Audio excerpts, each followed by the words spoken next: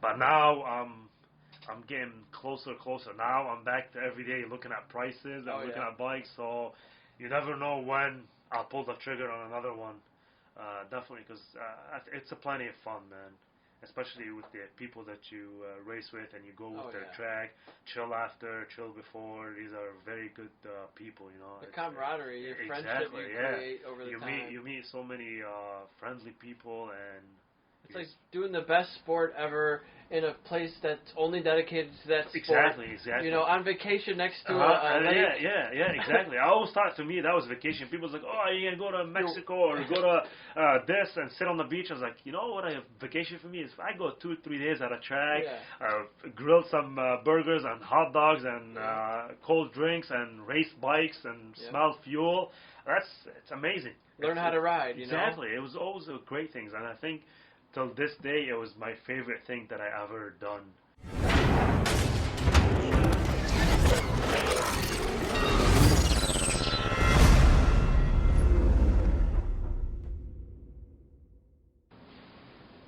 Oh, nice. Nice, man. You got plenty of tires, rain tires. The ones on the bottom right there are all Joe's.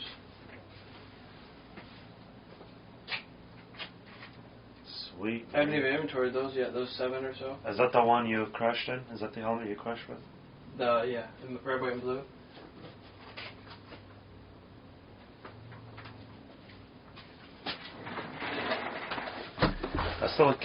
I kept mine too. I think we both crashed in the same corner. Turn 11, right? To the straightaway? I crashed at Gretton. It was coming up the hill. On the right-hander, right where it dips. Right-hander? Is that where you lost it? Right at the dip. I passed Jeremy Kalowski. He's not doing not AMA. Moto America Pro. He's done, I think, a round or two. He's a really fast guy. I passed him up that corner, and I lost the rear end on the Triumph from just trying to get all the grunt out of the corner. And I high-sided right there, and I was upside down from there and just went straight. Gotcha. And hit that wall, hit the pit wall. Mine, I lost mine after I tipped in and straightened out. That's when I lost it to the straightaway. You were more on the straightaway already. Little before, like in the corner, and then I lost it. Yeah. Like trying to straighten it, that's when I lost it. Yeah. Actually, I didn't lose it. The guy in front of me just took my front end. Is that the hospital sticker? Yeah. I was about to say. Straight from the hospital. I can't remember where I put mine, but the doctor came and was like, man, now I'm going to check your helmet. Yeah, see what I assess the damages and my head and all that good stuff. He was actually using it to see. I was like, man, that helped a lot. Yeah, I'm happy to be alive right now. I know. After that one. That was a nasty one. It was. I can't wait to get back into racing again, but I don't want to do that again. You don't? No, I don't want to. You don't want to crash? I don't want to hit a wall again without an air fence. Yeah, I agree. That's no fun. I agree. It hurts. Yeah. But I got a unicycle now. I've got about 2.5 hours on it. It's way more difficult than it looks. I was about to ask. It's ridiculous, man. Before this table and all this stuff was here, I was just going around the basement here around this pole, hanging under the pole, and that was about all I could do. I couldn't go any amount without holding on to something. Wow. And I have an incredible balance, I feel. Yeah. You know, I do 50 to 100 miles on a bicycle every week. Because I know you do bike a lot. Yeah. So and this is... And still getting hard for you, I can't do it yet. I mean, they say it takes, I think, 40 hours or more to learn how to ride it. So I've just started. Yeah, I bet you're all using hands to balance and all that stuff. But it's all back and forth. Yeah. It's 360 degrees. It's not just like left and right like a bicycle. It's every motion, you know, except for up and down, obviously. Yeah. But that's pretty awesome. Yeah, it's tough. So it's just something. I just got it for fun. I mean, I don't plan to do anything with it. Just You're not gonna be racing. Maybe one day.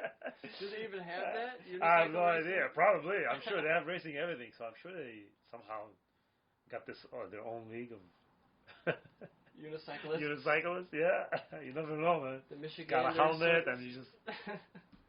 Would they be full faced or? Oh, I would. Full face for sure. Coming down a hill, maybe on this thing. Man, I've been no brakes, nothing. I've been watching this channel on Instagram. It's like, you know, instead of the top talent in the world, it's the not top talent. Yeah. And it's all the falls and slams, and it's like, oh no. Every time you watch, you're like, oh, I hope he has a helmet on. Oh, man, that's pretty awesome. It's fun to watch. It's like watching a train wreck. I was watching it for like 20 minutes today. I couldn't stop. But what's been up with you, Al? Nothing much, man. Same old stuff. Just work and home and work. Now, actually, home and home.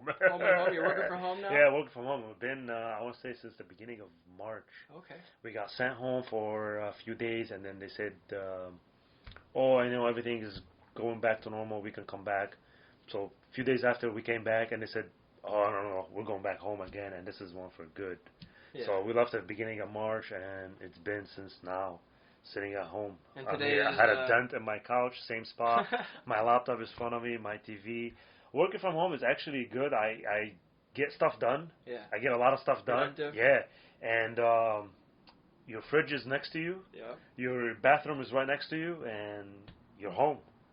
Comfortable. Yeah, exactly. Yeah, you're not stressing going to work with traffic and coming back. Exactly.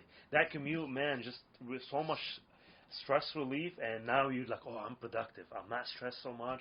I can just focus on work. I don't want to focus about driving 2 hours home and get stuck in construction in Michigan that it never ends. Oh yeah. So, yeah, it's productivity went up, man. I really like it.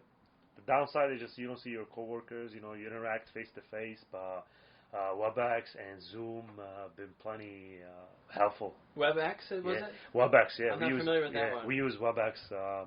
It's more controlled with versus Zoom. What I heard. More private. Just more private. Not a lot of people hacking into like Zoom and just start saying stuff. Okay. WebEx is kind of more controlled. Okay. Yeah, and Ford engineers use it there too. Actually, Ford Village. Yeah. They use that in their system, WebEx, so it's easy for us to call in as a supplier. Yeah. We use the same base meeting. So. And you said you're a supplier. Who are you working for now? Working around for FRS, Fluid Routing Solution. I've definitely heard of them. Yeah, we're out of Madison Heights, and the plant right now is in Michigan, in Big Rapids. Okay. It's close to Grand Rapids where we race. We got other plants down in Indiana, down in Ohio. They work on fuel rails. What I do is the fuel fill system, where you insert your nozzle all the way to the tank, all those line, pressure line, all this good stuff. I work on those. I'm the Ford engineer. We got other Chrysler engineer, and then another competitors, GM, of course. Usually I work on the F series, F250, 350, all the way to 550. Okay. Diesel and gas. I do the Explorer 2 and the Escape out of Chicago. We have a plant in Acuna where we build all those good stuff before we ship them back to the United States and get assembled. So I do a lot of flying to Mexico, man. Yeah. I do a lot of flying to Mexico. Last year, before this COVID-19 stuff, I was flying almost once a month. ¿Tú hablas español? A little bit. Pequeño? Petito. So yeah, I try to pick up a little bit of Spanish from these guys down in Acuña. ¿Cómo está? Buenos días. Está Ali. Whenever I call in, it's like, hey, this is Ali, so they know this is me. ¿Dónde está el baño? What is that? I've heard. Where's the bathroom? Well, okay, yeah. That's it. Baño is the bathroom, right? Yeah. So I'm picking up a little bit of Spanish, but yeah, I do a lot of traveling. I fly to San Antonio. I pick up a rental from there, and I drive 3 hours to Del Rio, Texas. Yeah. This is at the border of Acuña and Del Rio. I get a hotel there. I drive in the morning to Acuña, Mexico, finish whatever I need to do in the plant, and then drive back to Texas, Del Rio, get my lunch, get back to the hotel, kick back and relax. And it's always hot. I love it. So you're very much hands-on with your job, with what you have to do there? When I go to Acuña, it's all the production guys. I just check to see everything is on timing. How far are we with implementing a new design, if there is a new design. All the gauges are up to date. All the production equipments and tooling are up to date. So basically, I just go there, check, quality team, help me out. They support, manufacturing down there support. They do all the hands-on job, and basically I just make sure everything is up to date. I take it back to Madison Heights, and then Madison I present it to my team, and then from my team I take it to Ford and present it to Ford. Sometimes Ford team travel down there too. We stay in the same hotel, and then we cross back in the morning in the same car. I take them with me over there. I go with them, and then they check, of course, on the manufacturing, see everything is up to date, tooling are up to date, production, everything is going good, implementing the new design, and we stay down there usually 4 to 5 days. We fly back, and that's about it. It's on repeat every month. Yeah. Yeah. It sounds like a good maybe getaway. It is. It is a good getaway. The only thing I don't like is airport stress. Oh, yeah. Getting there, getting your gate, get the flight, sit on the flight, all that is just, for me, is stressful. Don't be late, right? Exactly. That's you're always in your mind. Like, man, I'm good. I'm done. But you never know what happens. You're like, man, I just want to be there an hour early, grab my drink, grab my coffee, or whatever it is, and sit in front of the gate. The minute they call, I'm right there. Right. Yeah. For sure. Yeah. And I think you were with, was it Takata before? Yeah. I was Takata 2014, I think, early 2014 to 2018. And they were in the news, I think, a little bit. Yeah, they were out there quite a while. The minute I started, the issues kept piling up, and whatever happens with their moving to a different name. Now they're called JSS, Joyce and Safety System. Okay. And 2018, I was unfortunate to be laid off. We went through a first wave. I made that. A second cut, I made the cut. But the third, I didn't make it. So that's nerve-wracking. So it was a nerve-wracking because it was the first time I ever go through a layoff. So it's always in the back of your mind. And there's different stages now too. It's not exactly. like one or one and done. Yeah. Second cut, a friend of mine that I went to school with, who graduated, he didn't make the third cut. He made the second cut, and then a few weeks after, I want to say a few months, I followed. I still got a few of my buddies that are working there right now, so hopefully it stays good for them. So yeah, it's tough though. It is. I've been laid off twice, and at the time it's like the worst thing that ever happened, right?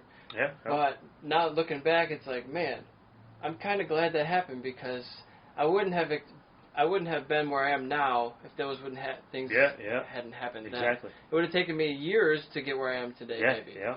And I would have never started my business when I did if I hadn't been laid off. Exactly. And it pushes you. It's like, okay, well, that sucks. Now, it wasn't anything I did. I was never I was never written up for anything. I was never like a bad employee in any way. Never, was late every single day or something. It's just you never know. out of your control. Like, technology got improved, so we're done with you. Well, that's that stinks. Well, now what? Exactly. Yeah. So it made me think, like, this whole 9 to 5 thing isn't going to be it for me. Yeah. I mean, there's maybe less risk than starting a business, but there's maybe less reward. Exactly. Working as an employee. Exactly. Yeah. I've said it before, but I think Warren Buffett said, if you never figure out a way to make money while you sleep, you'll work until you die. Yeah. True. I joked around for a long time. I wanted to retire at 30. I don't know if that's going to happen. It's coming pretty quick. I always said a short time for me to retire too, like maybe at age of 40, 45. I would love to. Yeah. But would it happen? That's the thing. You never know what you come through. Like you said, the layoff taught me a lot and always kept me prepared to one next step. Yeah. I'll be at this company, like you said, working from 9 to 5, doing everything I could do to the best. And all of a sudden, something out of pandemic. Control. Yeah, so exactly. Whatever. Hey, Ali, we can't afford you long. We gotta move on. Yeah. We got plenty of engineers. They're gonna take over your job for now, and you never know. So it's always in the back of my mind, and it always got me prepared. So you never know what happens.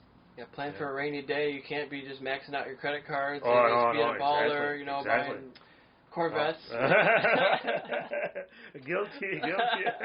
But I gotta have me a Corvette, man. I gotta have me. I don't have bikes no more. I sold them.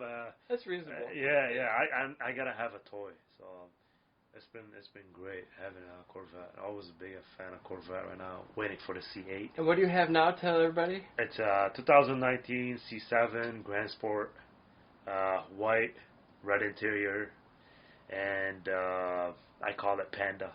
my license plate says Panda. Oh, yeah. It's black and white, black roof, black mirrors. It's got the stage 3 aerodynamics around, bigger lip on the front, bigger wings, side skirts. But yeah, I love Corvettes. Now, went back to the dealership the other day, had a talk with the salesman that I deal with. How long of a wait to get the C8, which is the mid-engine Corvette. So the next upgrade? The next upgrade? Year? Yeah. It is a long time. Yeah. Yeah, since Kentucky shut down too on the They COVID. don't even have the cars and ready. yeah, Kentucky plant, Bowling Green, all the Corvette comes out of there, and they shut it down completely. And now they're back to production, but when I went to the dealer, there's about, I want to say, 1,100 people in front of me right now Wow. with a deposit and waiting for Ready to go. To get their C8 basically. It was going to be a long wait. So right now, I'm waiting. Hopefully, on the meantime, the Z06 comes out, which is the more horsepower than the 495 horsepower. So we'll see. Maybe I'm lucky enough. Maybe this waiting is a blessing in disguise. I wait, and then I get a good deal on the Z06 coming up for the C8. Maybe I'll jump on that. Yeah, We'll see how it goes. I see they have deals that's like 7 years, no interest. Yeah. Right now, some people are saying buying right now is kind of like risky because they're asking a lot. Yeah. Since there's a higher demand on them. But again, during pandemic, if you want to buy, you can always have the upper hand of the salesman. Hey, you can negotiate. Yeah. You're either that or you're gonna sit in your lot right now. You know, economy is kind of, everybody is scared not to sell. Buy. So I don't know. We'll see in the meantime what goes on. For sure. Yeah. Everything's up in the air. Exactly.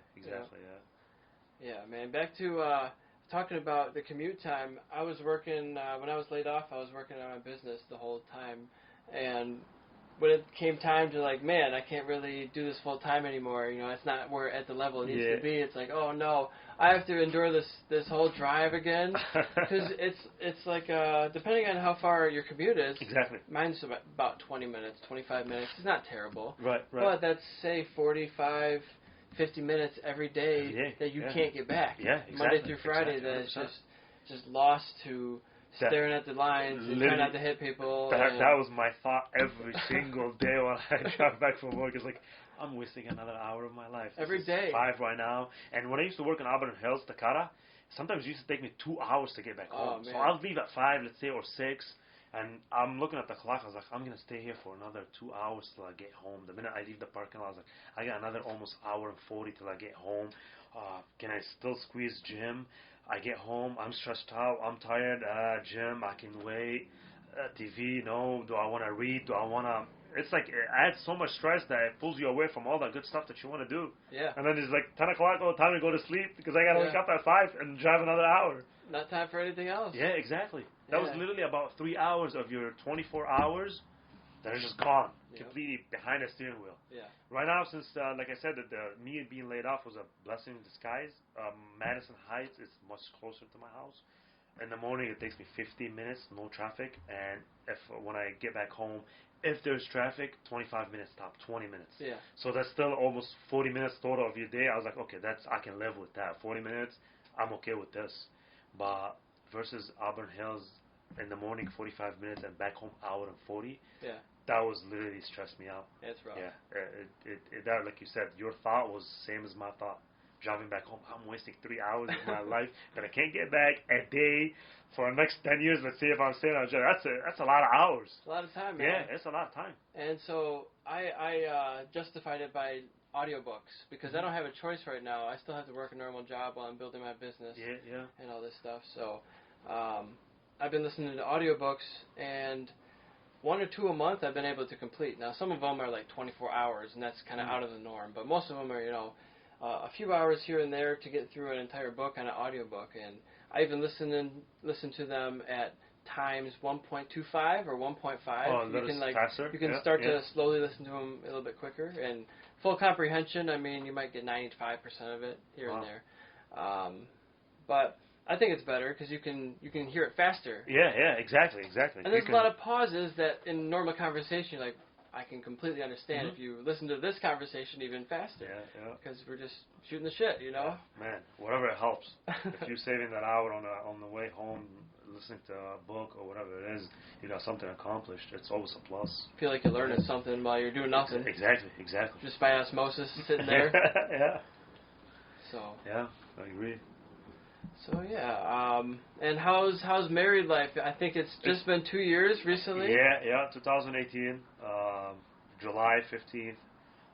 We just came up on our 2nd year anniversary, so it's pretty good, man. It's pretty good. It's exciting. Yeah, it is. Having a partner. Yeah, partner yeah. Of course. Having a partner and support whatever I do. She's a great supporter of what I do, and I always support her the best as I can.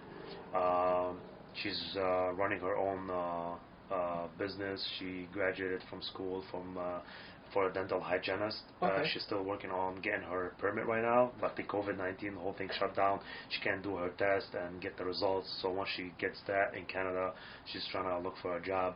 And she always graduated school for cosmetics, makeup, and all that good stuff. Okay. So she's got a good customer, good clientele, and I try to support her as much as I can. Very cool. Yeah, Esthetician? Yeah, that's what you call it. Yeah, estheticians, yeah. Yeah, and so are you living in Canada No, right now, or U.S.? U.S. It's been for years in the U.S., over 10, 15 years in the U.S. Okay. Moved from Canada.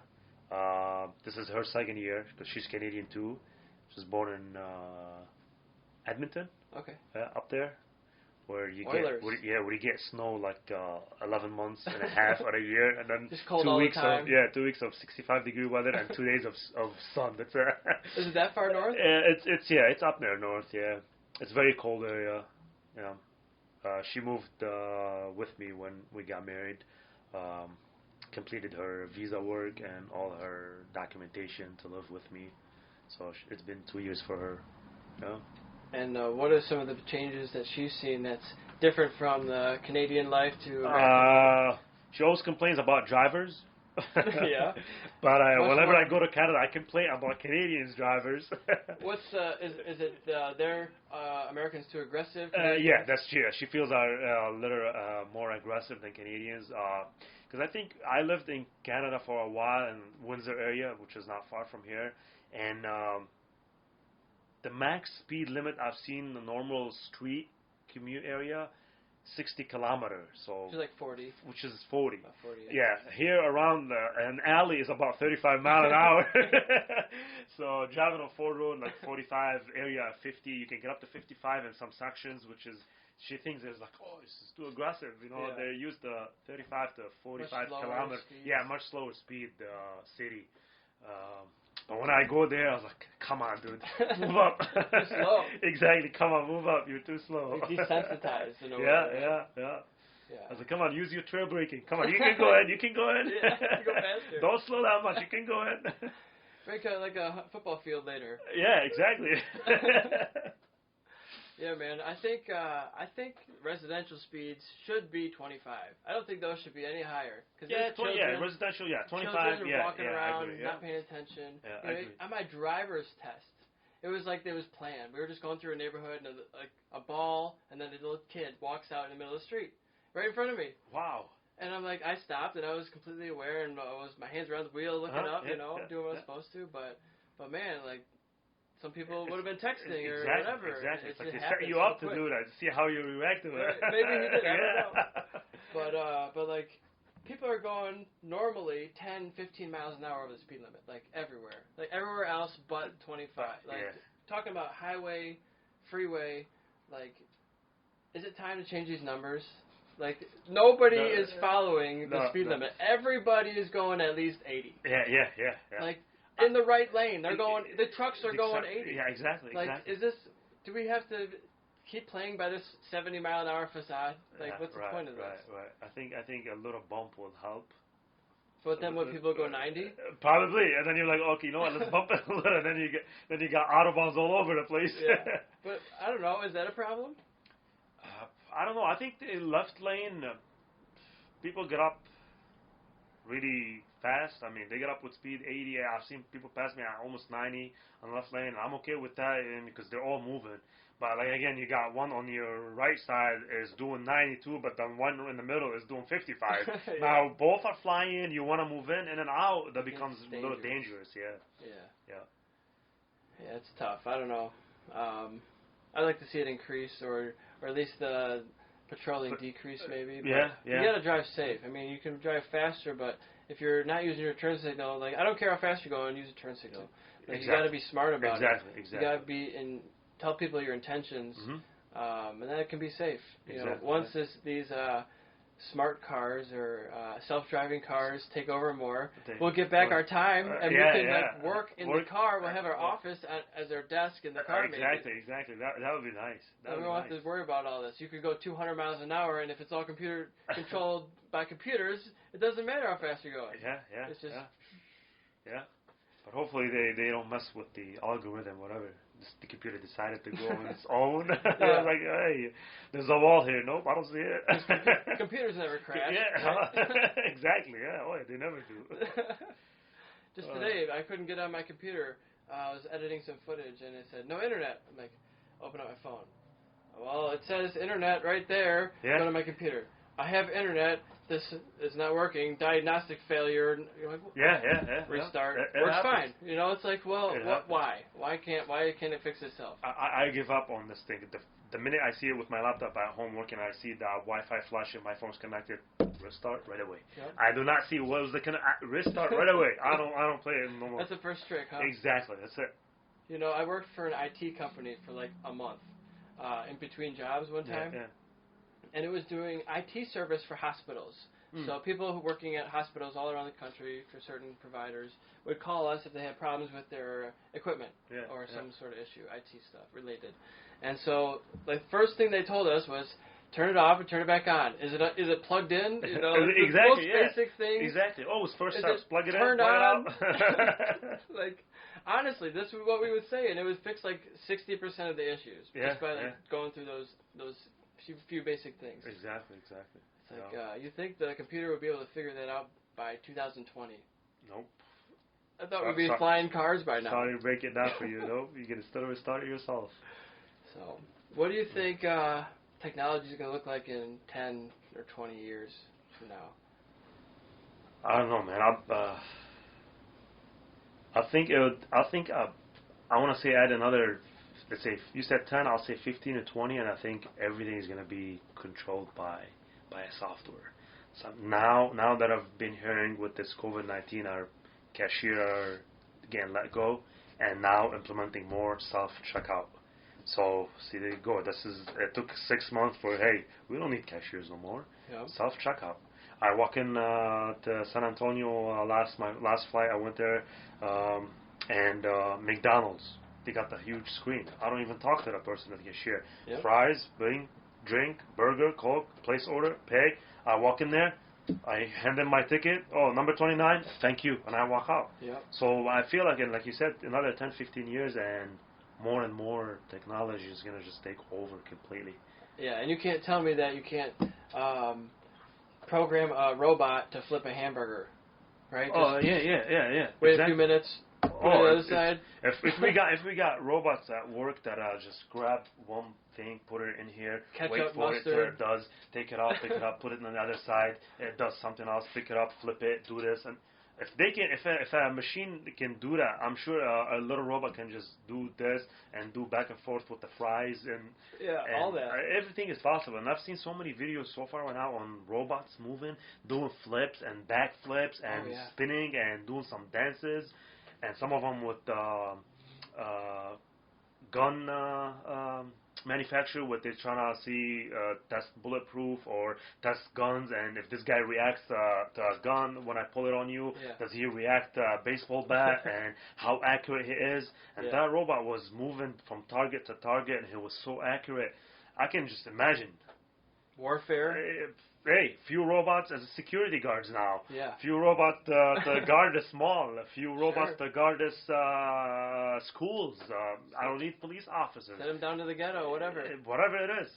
So, man, it's just crazy. It's just crazy. If robots can do this job and Now security goes, hey, I got this robot. I hear gunshot. He's gonna locate the gunshot sound or the sound waves and just jump in there and control what's going on. Yeah, it's possible. Everything's possible. Yeah. Yep. They say the future is here. It just hasn't been widely distributed yet. Yeah. Because it's really expensive right now. Yeah. But yeah, everything is going to be evolving in the coming future. For 10 years from now, I see a lot of things coming up. Yeah. And they're talking about Neuralink. Neuralink, where it's a brain implant that you can basically access the internet and talk to different people. And the same guy who's building Tesla and SpaceX and PayPal, all these super successful things, is now talking about doing this. Wow. So I wouldn't doubt it as a possibility. He says that we might not need to physically talk to each other in 10 years. Hey, I would say he's crazy. I'm just gonna wait. I'm just gonna wait. I would say he's crazy, man. I'll buy it. Probably. But then you gotta insert something in your skull. Oh yeah, that's the risk. You gotta drill right here, like this, right here, and just put a piece of microchip. Make sure when you put it back, I still got hair, and then I don't want people to think, look at this guy. Get plugs right there. Make it look normal. Well, yeah, I believe everything, man. I'm excited. I think it's great. Like this, the cameras. Like I'm able to produce. I mean, it's not NBC level quality, but I'm able to produce like a video in my basement. Exactly. And produce it to potentially millions. I mean, probably a couple hundred. Yeah, a couple. Yeah. But at this point, but you never know. At some point, that's pretty awesome. There's podcasts out there that are getting more views than CNN on a nightly basis. Nice. And nice. So you got 3 cameras that I see so far, right? There's actually another hidden one. Oh, really? There's 4 cameras and 1 audio. Okay, yeah, I see the audio. Oh, you got that GoPro there? I have an extra. I just bought a new one. This is the newest GoPro edition? This is the GoPro 8 I got. Mm-hmm. Just got that one because this one was kind of screwing up. So I'm not sure if it's still recording. We'll find out. But yeah, all these cameras are new except for that one. That one I got when I was still racing. That's a GoPro 4. Yeah. So this is the newer one. This is a Sony Handycam. Okay. And I just got actually a new iPhone because mine broke. So they're all relatively new, and just trying to upgrade the quality of it. Pretty awesome. How about the mic? This mic is not hooked up to anything yet. No, not yet. It's just for looks today. Okay. But this is a real mic, which is still pretty good. But ideally we both have mics in our faces. Yeah. But the funds kind of ran out and COVID took over. Gotcha. So I put it on hold for a few months. Because it's really good as it is. You can, if you listen to any other ones, you can hear. No, I've listened to the one you did with your parents. The one, who else was here? I've had like 12 of them now. Yeah. I've seen few guys that we regularly see at the track. There's John, Christy. Ed. Ed Garcia. Yeah. And trying to remember his name. Worked at STG with you. Jeff O'Berry. Yeah.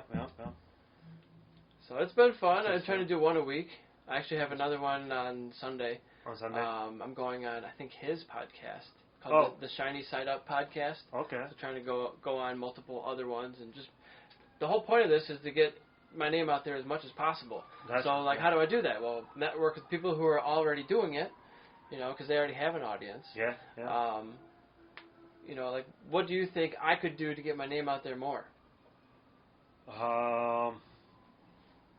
First point was really good that you're actually being involved with other guys that are running their own podcast. Because for me, if I see your name, let's say I'm watching a video and all of a sudden you put in a link for a guy that's, hey, he's got an important topic. Oh, let me click on this topic. Let's see what he's talking about. Okay, now I know 2 guys. Yeah. And then his guy got the same thing. Now I know 3 guys. Right. So yeah, if you get involved with a lot of those guys, and then people are watching theirs, they got more, let's say, viewers than you. Right. And then they're like, oh, who's this Eric guy? He's got a nice topic or something interesting. Let me click on it. Yeah. That takes you to more viewers.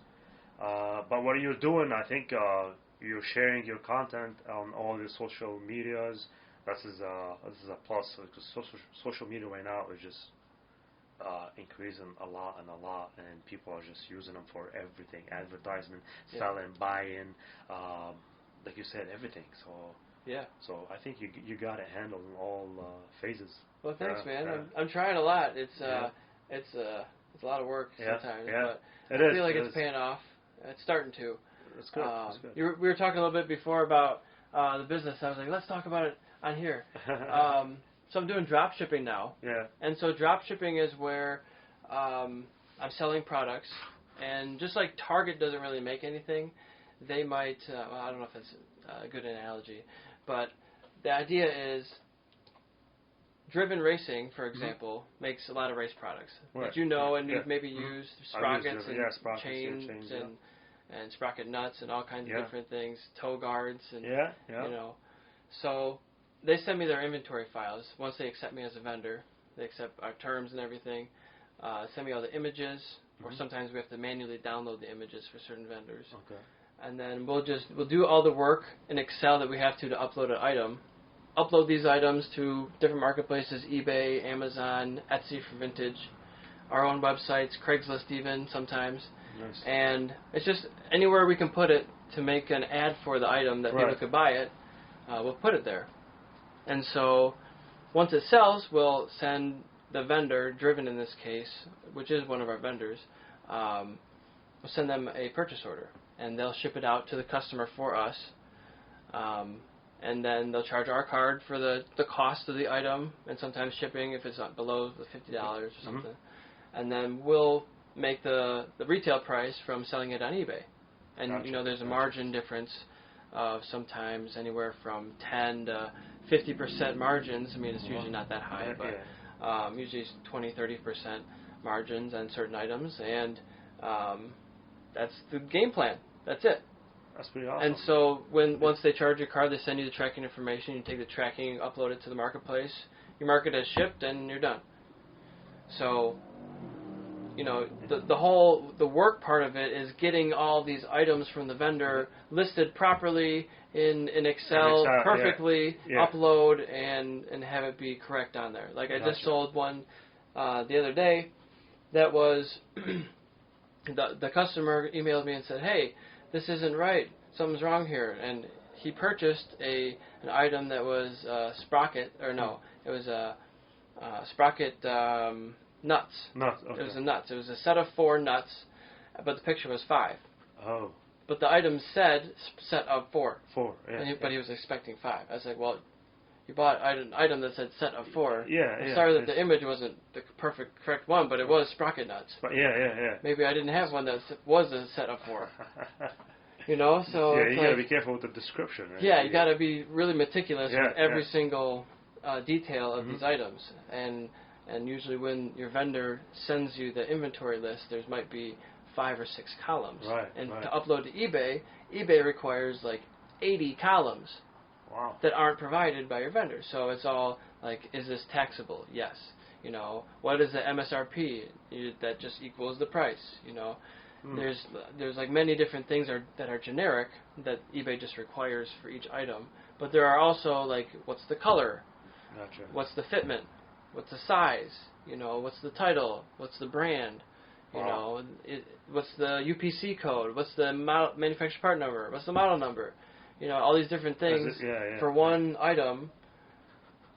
And we have now access to, I'm so thankful for, we have 8 vendors and access to, I was just calculating some numbers today, over 26,000 individual SKUs.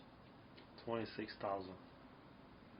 That's millions of dollars of inventory across, I think, a dozen warehouses around the country. Wow. That I have access to today. Really? But only 1,000 of them or so are online today, of the vendors, and about another 1,000 are here in our inventory. Gotcha. So right now I have a full-time worker in India. Really? I have 2 part-time workers in Michigan that are remote. And I have a team in California that is like my inventory management software, Yeah. and they have support that I'm in constant contact with every single day, trying to get these items, these errors worked out, and trying to get these items listed perfectly. Because sometimes you could have a wrong category number for eBay. Yeah. Yeah. And the whole thing is wrong. Is wrong. The whole thing was wrong just by one number. Or sometimes I found one that had, it was like the correct number. It was like 2, 3, 4, 5, 6, whatever, and then there was a space after the number. Oh. And because there was a space after the number, it errored out the whole sheet. I was like, or not the whole sheet, but just those items that had that number. I was like, are you kidding me? It's still time consuming to correct everything. You just have to be perfect. Like you can't make an error on these because. I can just imagine, man. I can just imagine. And then the buyer, obviously, if you were the buyer, you're like, there's an error, you're gonna have a problem with that. So I get it. I get it.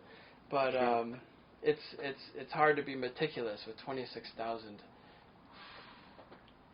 That's a lot. It's tough. So, and I'm working a full-time job and trying to be the puppet master, making everything work right. Yeah. And what are the other workers? What do they do exactly? So, all they're doing, the workers, the virtual assistants, I call them VAs, virtual assistants.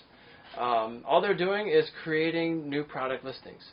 So I have 8 vendors, and I'm just trying to get all these products created, at least for eBay. Okay. And then once they're perfect for eBay and listed online for sale, then we'll take those same items and then move to the next marketplace, Amazon or Shopify for our website. Gotcha. And so on. So they just move. They move across platforms. Basically. Yep. So then once you do one item, moving to the next one is like a quarter of the work. Okay. Because you've already inventoried like the title and the pictures are already done.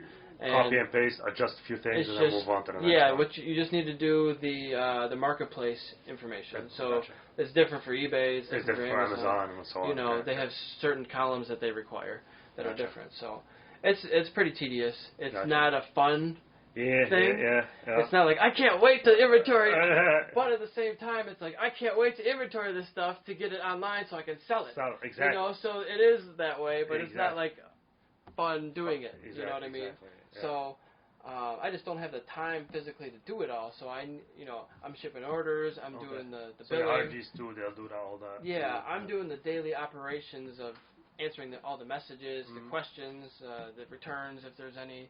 The orders, shipping them physically. And actually, I'm going on vacation soon, and I'm the only person here. Oh. So my good buddy, he's actually going to be helping me ship orders. And, and the thing is, sometimes it's anywhere from 0, unfortunately some days, but 1 to 12 orders a day. So it varies. You never know. You never know. Yeah. Mondays are usually busier because of the weekend and all that. Right. But usually, on average, this year it's been 2.5 orders a day. So you need someone here to do it every day. Gotcha. Yeah. And sometimes it could be a CD or a book because here there's not a whole lot of high dollar inventory, but most of the high dollar stuff comes from the vendors. From the vendors, yeah. But where are you going on vacation? I'm going up to my aunt's cottage. Up north? Up north, yep. Up north, Michigan, Crystal area. About 2.5 hours from Sterling Heights. Okay. And is that the same place that one time you went to when we were at Groton and you just left from there and I took your bike back? Exactly. Oh, okay. Yep. Nice. I've been going here since my mom was a little kid. Okay. Nice. Sounds like a lot of fun. I like it's outdoor, lake, water. Oh, yeah. It's a beautiful nature, house. Yeah. It's a great family. It's all my extended family comes. Nice. My aunt and uncle are now passed away. That they purchased the place, and originally it was swampland that he developed into real property. So you're related to your dad's? It's your dad's sister? It's my mom's. Your mom's it's my sister. Mom's side. Okay, yep, gotcha. my mom's side. And just great people. So nice. it'll be like 20 people, a couple babies now, 3 or 4 dogs. It's pretty hectic, but I'll be there from like the 11th to the 19th. Oh, nice. So a full week almost. Quite a few days. Yeah. And it's we've been doing it for every single year for a week. Nice. And everybody comes up there for a varying amount of time because of work schedules and all that. Yeah. And actually, it was kind of unfortunate. I lost all of my vacation time due to COVID because they said, we're reduced hours, so if you want pay, just put in time off. Time off. So I'm like, well, I want pay. So now it's half the year's over and I'm out of vacation time. Wow. So I'm just not going to get paid for it. Gotcha. Which kind of stinks. Might as well, yeah. But I'm a big boy and I've been saving up for a rainy day. Exactly, so, exactly. It's not the end of the world. It kind of isn't perfect situation. I lost kind of my vacations too. June 30th was supposed to fly overseas from a vacation and come back yesterday. Oh yeah. Or the 22nd. Remember how I told you we were gonna? Oh yeah, you were going somewhere. Back, but 2 weeks before June 30th, the agent called me. He said Air France, basically the airport in France, is refunding all tickets, and there's nobody is allowed to fly June 30th. But everybody that has a July 1st and up, they can fly. Okay. Everything that has a ticket with June on it stamped is not allowed to fly. July, okay. June 30. So it's like they're going to give you a full refund since you did not cancel on them. They canceled on you, the airport. I was supposed to be overseas for about 24 days. My vacation, go back home, beach, see my cousins, and chill, have some good food, seafood, and all fresh from the water. Because they live right by the beach. It's where were you going? Lebanon. Yeah. So it's a nice area to stay for vacation. Man. Good weather. Beautiful weather down there. Their winter is about the coldest it gets, 55. Oh man. For 2 months and February. Basically, half March, people start going out on pools and swimming and ocean, and it's literally right on the coast. Ocean. Beautiful. Yeah, it's really nice. But I lost my 23 days of vacation. I didn't take them through work, but I pulled out my application from work, and I told them I'm just gonna save them till later. So I'll probably save 1 week for Christmas and just add it on top of the Christmas vacation or holidays. And I don't know. I still have 1 week to figure out something. Yeah. I just use it. For something. Yeah, you gotta enjoy it, man. Yeah, exactly. Other countries they get like 4. I know someone in England who gets 4 weeks to start as an entry level position. 4 weeks. 4 weeks off. Just start. Wow. Just to start. Awesome. It's like that's kind of screwed up. But why are we like maybe 1 or 2 weeks? Yeah. And if you start at McDonald's, you get no weeks. You get no weeks. Wow, man, that is crazy. That is crazy. Like, what if you're sick? Yeah. You know, it's tough. And then, like this, the COVID stuff, they were saying, okay, we want you to stay home now. Well, how can you stay home if these people have no money?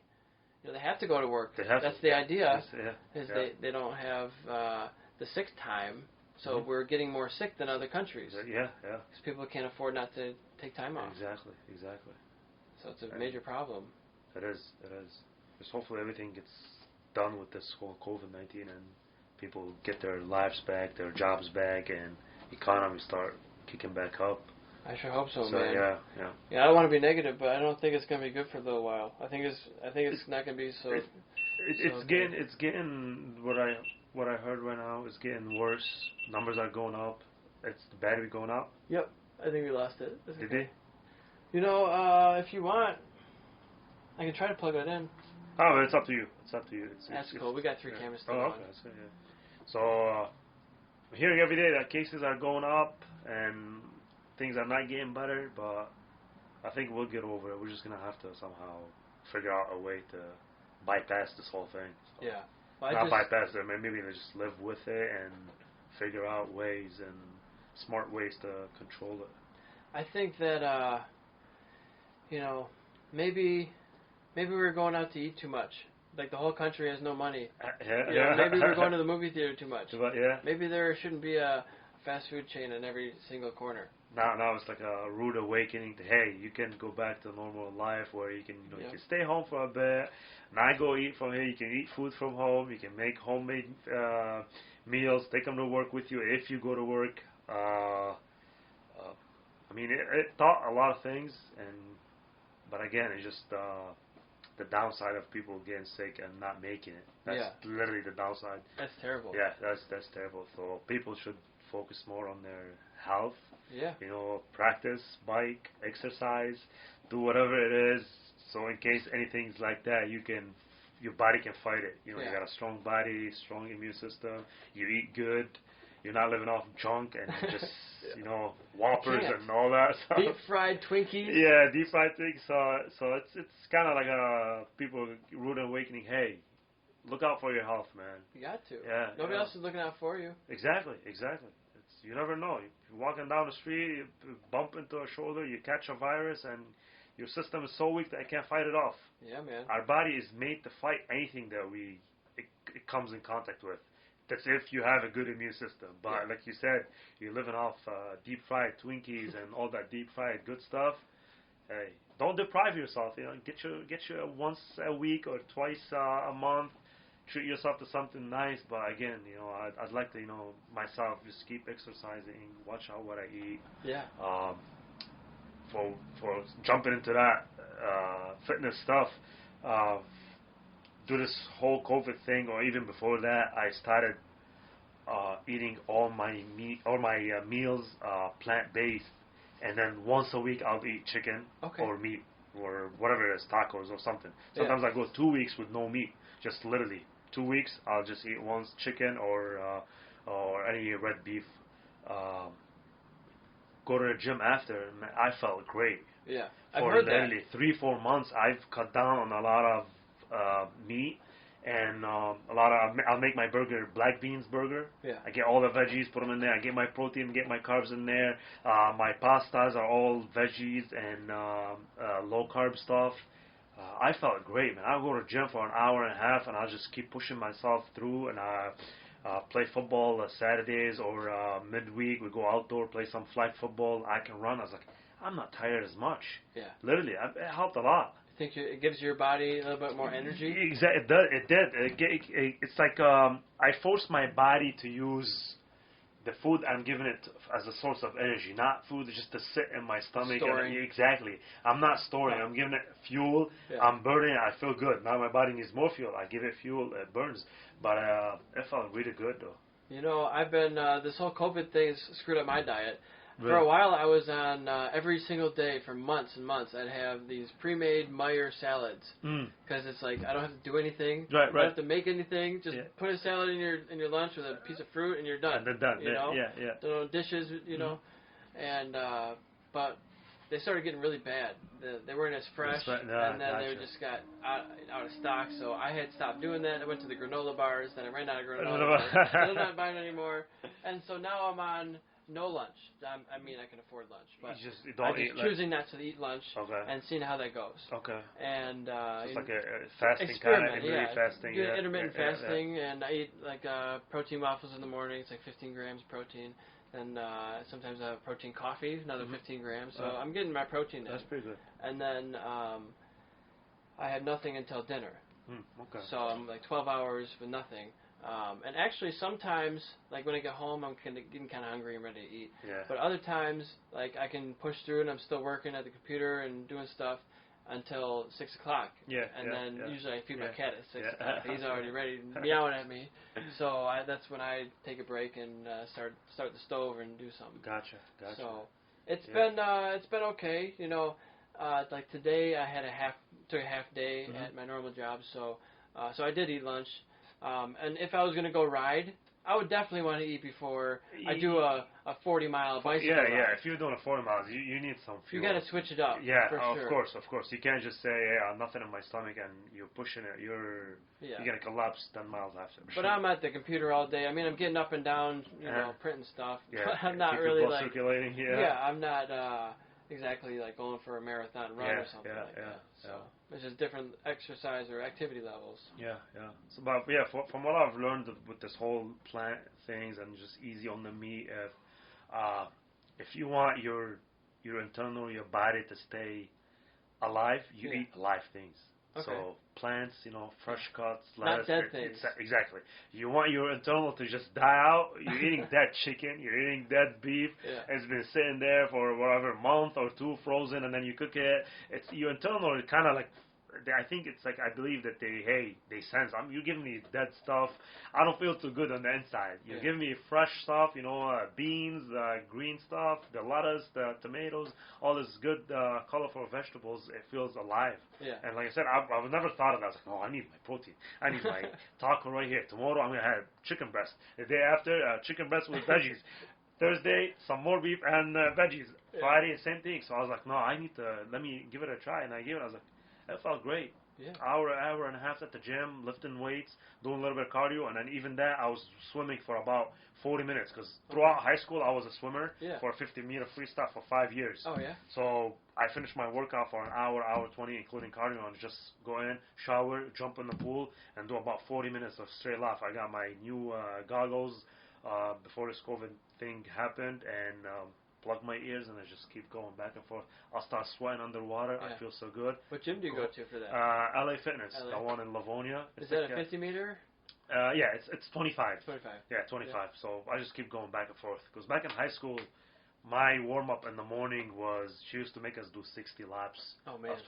Back and forth in the morning, and then after school we'd do another practice where we just focus on one area of the body, like your legs, or trying to do some core activities in the water versus just swimming and work on your techniques. But I love swimming. I swam a lot before this COVID, before they shut down the gym. Now I have no access to a swimming pool. Now I go to my cousin's place. We just chill on the pool. We don't use that fitness. We just float. Yeah. We don't do any fitness activities. But I love swimming. Jumping to mountain bikes, I have not went once this year. No, I haven't been going. Every time I say I'm gonna go, I get home. Okay, so who am I gonna go with? Is Eric busy? Is other guy doing this? My friends, the other guy, I don't feel like going. Let's go to those normal pavement stuff, which is, you do it, but then after that, okay, what do we got? You can do it again, but then again, he's like, okay. I felt like trails are more of a kick-ass. More of a challenge. Yeah, it's very challenging, and then your fitness kind of, your heartbeat goes up, and you're trying to maintain it. You work on your breathing. Yeah. It's very technical stuff, but I haven't touched my bike once this year. Well, you should call me. Well, I'm free like most of the weekends. I mean, I've been trying to do a podcast every weekend, but like I said, I'm trying to also do 50 to 100 miles a weekend. We don't have to do 50 to 100 miles. I'm not doing 50 with you. No, but like the other weekend, last weekend or 2 weekends ago, I did a 50-mile ride. You did a 50-mile ride? 50-mile ride. 50, yep. I did sit down a few times. Okay. So like sometimes... Where did you go, tree farm or... on those long rides, I don't really take the mountain bike. Okay, you don't. On the long ones, I do the road bicycle and clip in and just do pavement. I went up to Stony, did 2 laps around Stony. Okay. I started here and just rode there. I think last time we went, me and you, we did 2 laps too, because you're like, it's too easy, let's just go another, and I listened to you, and I went for another one. Yeah. And then I, instead of just the lake, I do the golf course route and the nature trail. Okay. So it adds another couple miles. Yeah. And then I went around to Rochester and then back to nice. You. Nice. So yeah, I mean, I've been trying to increase my Eddington number. You're probably not familiar with the Eddington. Most people have probably never heard of it. No. Eddington number is something that I've been following for a little while now. It's a measure of how many times you've done that number of rides. So, for example, I think I'm at 36 right now. So that means I've done at least 36 rides of at least 36 miles. Oh, okay. Right. So let's say every day I do a 20-mile ride, and then I just keep up the number of how many 20-mile rides I did. So once you do 20 of those 20-mile rides, then your number would be 20. Okay, my number would be 20. So yeah, it takes you a while to get your number up higher. Because most days you're like, I do 13 miles, then I do 5. Okay. Then you do like 15, then you do like 3. Okay. Right. So then your number would be like 4 or something. Oh. Okay, so were you aiming right now for a 10 or 15 mile? Or so right now my Eddington number, the next one I'm trying to achieve is 37. Which is, so you're going to have to ride 37 miles for 37 times. Yep, so I have to do that like 6 or 7 more. I have to ride 37 miles like 6 or 7 more times to get 37. Oh, gotcha. Right, because I have 36 times, but 37 I have like 34 times. Oh, okay. So far. Or something like that, you know. Yeah, I see what you're saying. That's pretty cool though. So it's like, imagine what your Eddington number could be. Lifetime. This is a lifetime number between biking and or running. You can separate them. Okay. So like, do you think you could get 100 mile rides in your lifetime? I mean, sure, it's possible, but do you think you could? Like, I don't know if I could do 100. No, I'd say no. That's a long distance, unless you're really, really into it. Yeah, I'd say no. I mean, if you give me a 600 or 1,000, maybe. 600 cc, I can do 100 miles. Oh yeah, no problem. Yeah, but yeah, pedal power. Yeah, there's no way. No, I don't think I'm probably capable to 100. Like I'd say I've achieved like even 36 is like a pretty far distance. Yeah, I'm thinking about it right now, and I'm trying to do the math on how many miles that is total. That is a lot.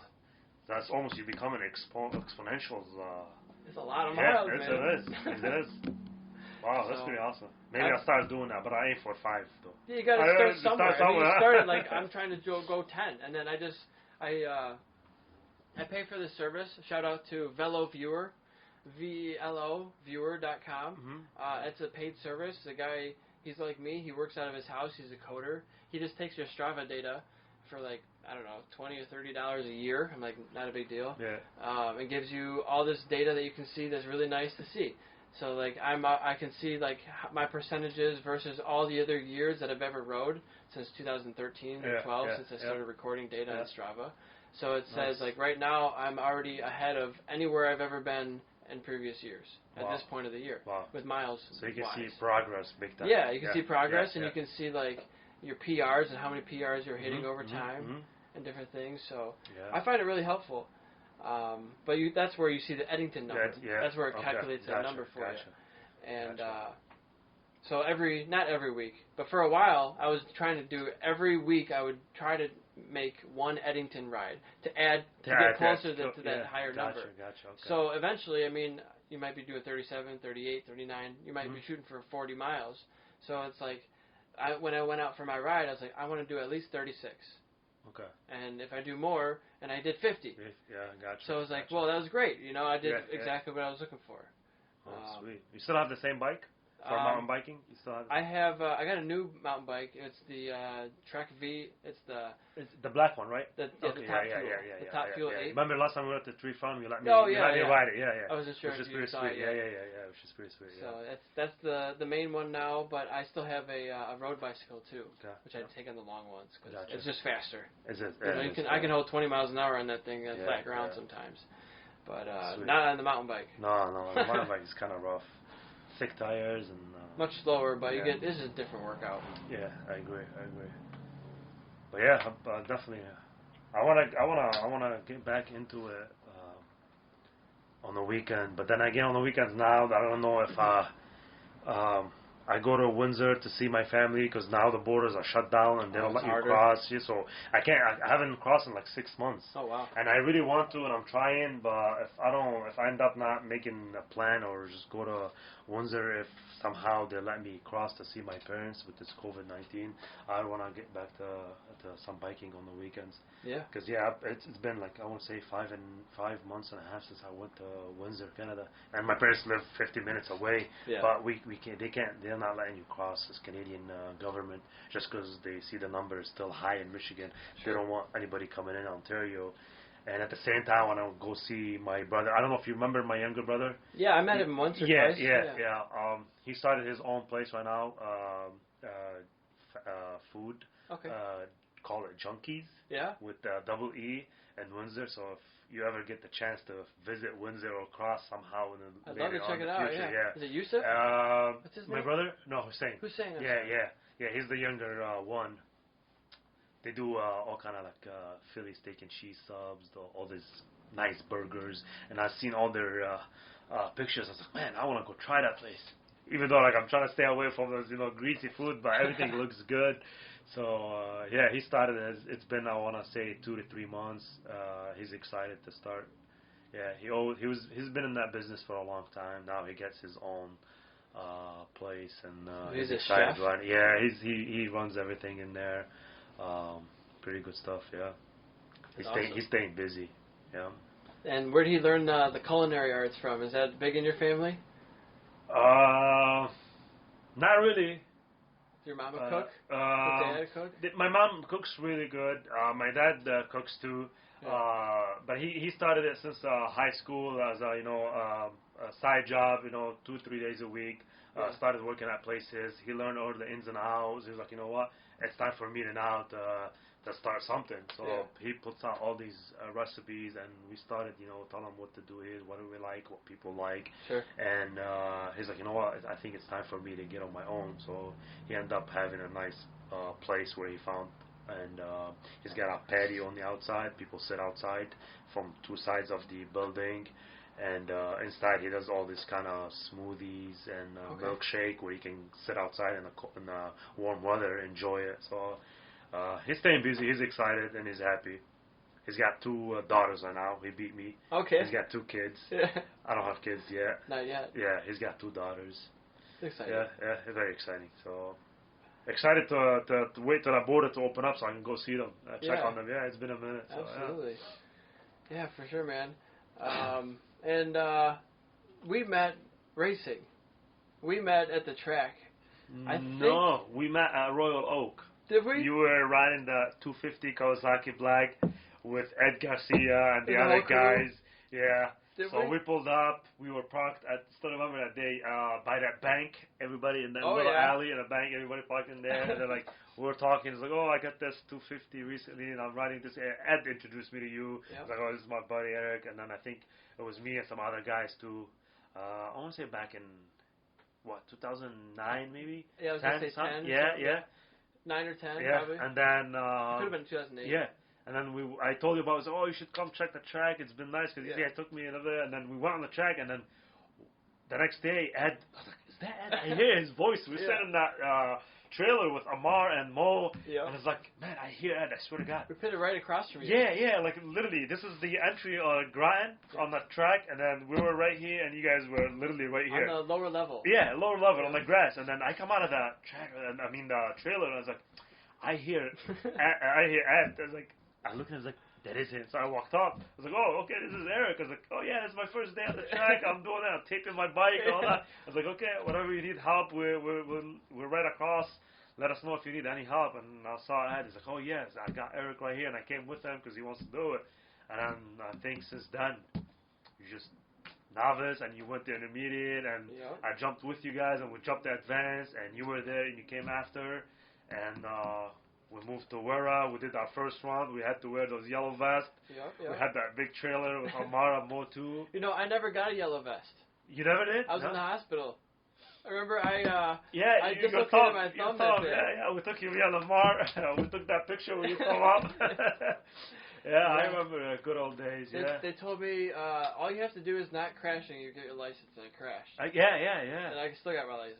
God, they were like, you're fine. You just had that was silly. And I remember, I think that day you and Amar got in on the wrong race. Oh yeah, and then the guys was like, hey, you're on the wrong spot. And the other racer, because this is my spot. I was like, no, my spot. Eric Swan, this is my spot. And you guys were in, I think, 600 expert or the 600. We went in the higher one. Yeah, super stock or super bike. I think that's what you guys mixed up with. I think it was a 750 or something like that. Because, was it? Yeah. Because I remember, they disqualified us. They said, you and Amar got a DQ. You can either pay money and you can be in the race, or you get disqualified. I'm like, well, I just don't want to pay any more money. I'll just get disqualified. That's fine with me. Yeah. I remember you guys went around laps like, oh, it's my race. Hurry up. You put on every stop, and you went on. I was like, you did all the laps. It's like, oh, it wasn't our race. The very first race I ever went in, Amar told me to go in the wrong one, so I listened to him, of course, and I was like, why would I question him? He told me it's the right one. I didn't hear the call. Like, okay, sure, let's go. I remember that day. Yeah, it was the first. It rained a little bit after, and you guys still went on the track for your 600 class. It was good, though. I didn't, because I went first lap, second lap, and 2 crashes right by me on the bus stop. Oh, yeah. On slicks. I think it was a 1000cc Gixxer.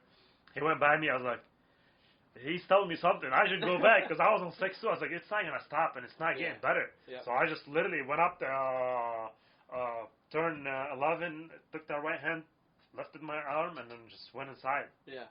I remember in that race that I went in that was the wrong one, I was like, this was a bad thing. I went in the wrong one. I shouldn't have done that. But this was great. Like, I raced bikes that were faster than mine, and I passed a couple people in the first race ever, and I wasn't even trying that hard.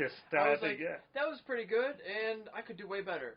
You know, if I really start trying harder and focus more and like get more practice, like, wow, I could do a lot better at this. Because I remember with that day you guys started a little bit in the pack, and then you somehow was able to finish in the mid pack, and then after that I think it was next year for you where you were like top pack all the time, top three, and then expert watched you guys battle with Eddie, with Kraft, and a few other fast guys. What's his name? Tire guy, Michelin guy. Dave. Dave. Yep. There's a lot of fast guys. It was like, really, these guys are super duper fast, and you were like with them. I was like, man, that's so awesome. It's like you've seen the whole progression. Like it's like we're watching from the same spot. It's like coming to the straightaway. Okay, you guys started last pack. It's like fast forward in your brain, and then like, okay, Eric right here. Fast forward 3 years, Eric is right there now, and I'm leading with the pack and those fast guys. It's cool, pretty awesome, man. Yeah. Yeah, it's you know, I really liked soccer for a long time. Yeah. And I was really good at soccer, but after a certain period of time, it just lost its shine. I hated going to practice. It was just I was getting a lot of knee and feet pain at the time. I was growing issues, and so I kind of grew out of soccer because I was in a lot of pain at the time. And then I got into hockey, and I loved hockey, and I got obsessed with hockey, and I still like hockey a lot. But I realized I was never going to be a professional hockey player. It was just not going to ever happen. I'm not big enough. I'm 155 pounds soaking wet. It's like sometimes genetics play a big role. It's just not going to happen. Or not, You know, I mean, sure, there's guys 5'6" in the NHL, but there's maybe one or two. You know, I'm 6 feet tall. It's not a tall height thing. It's just maybe a mass, size thing. But racing is something that I have proven that I can do at a professional level. You know, the very first year I ever raced as a novice, I didn't have enough points to be a pro. But I would have qualified time-wise for the professional race at Barber. I would have been in the back of the pack, sure, but I would have made the cutoff. I remember. That's crazy. The very first year ever racing down anything. There, and then you sent me a screenshot of all the numbers that you were doing. I was like, man, this is pretty awesome. You're up there, like literally up there. And second in the country twice, and as a novice at finals, trailing by a second. And I feel like I got dogged both of those races, man. And don't forget, back then when your bike versus other guys' bikes was huge. I had nothing in my bike. Huge difference. I mean, you probably, your soaking wet was making like maybe 85 horsepower to the wheel I have no idea. versus bikes that are set up way more advanced. I never dynoed it. No, I know. I remember. Everything you just put on new handles if you went down, new tires, and you just race. Just go. Exactly. So I remember. So it was.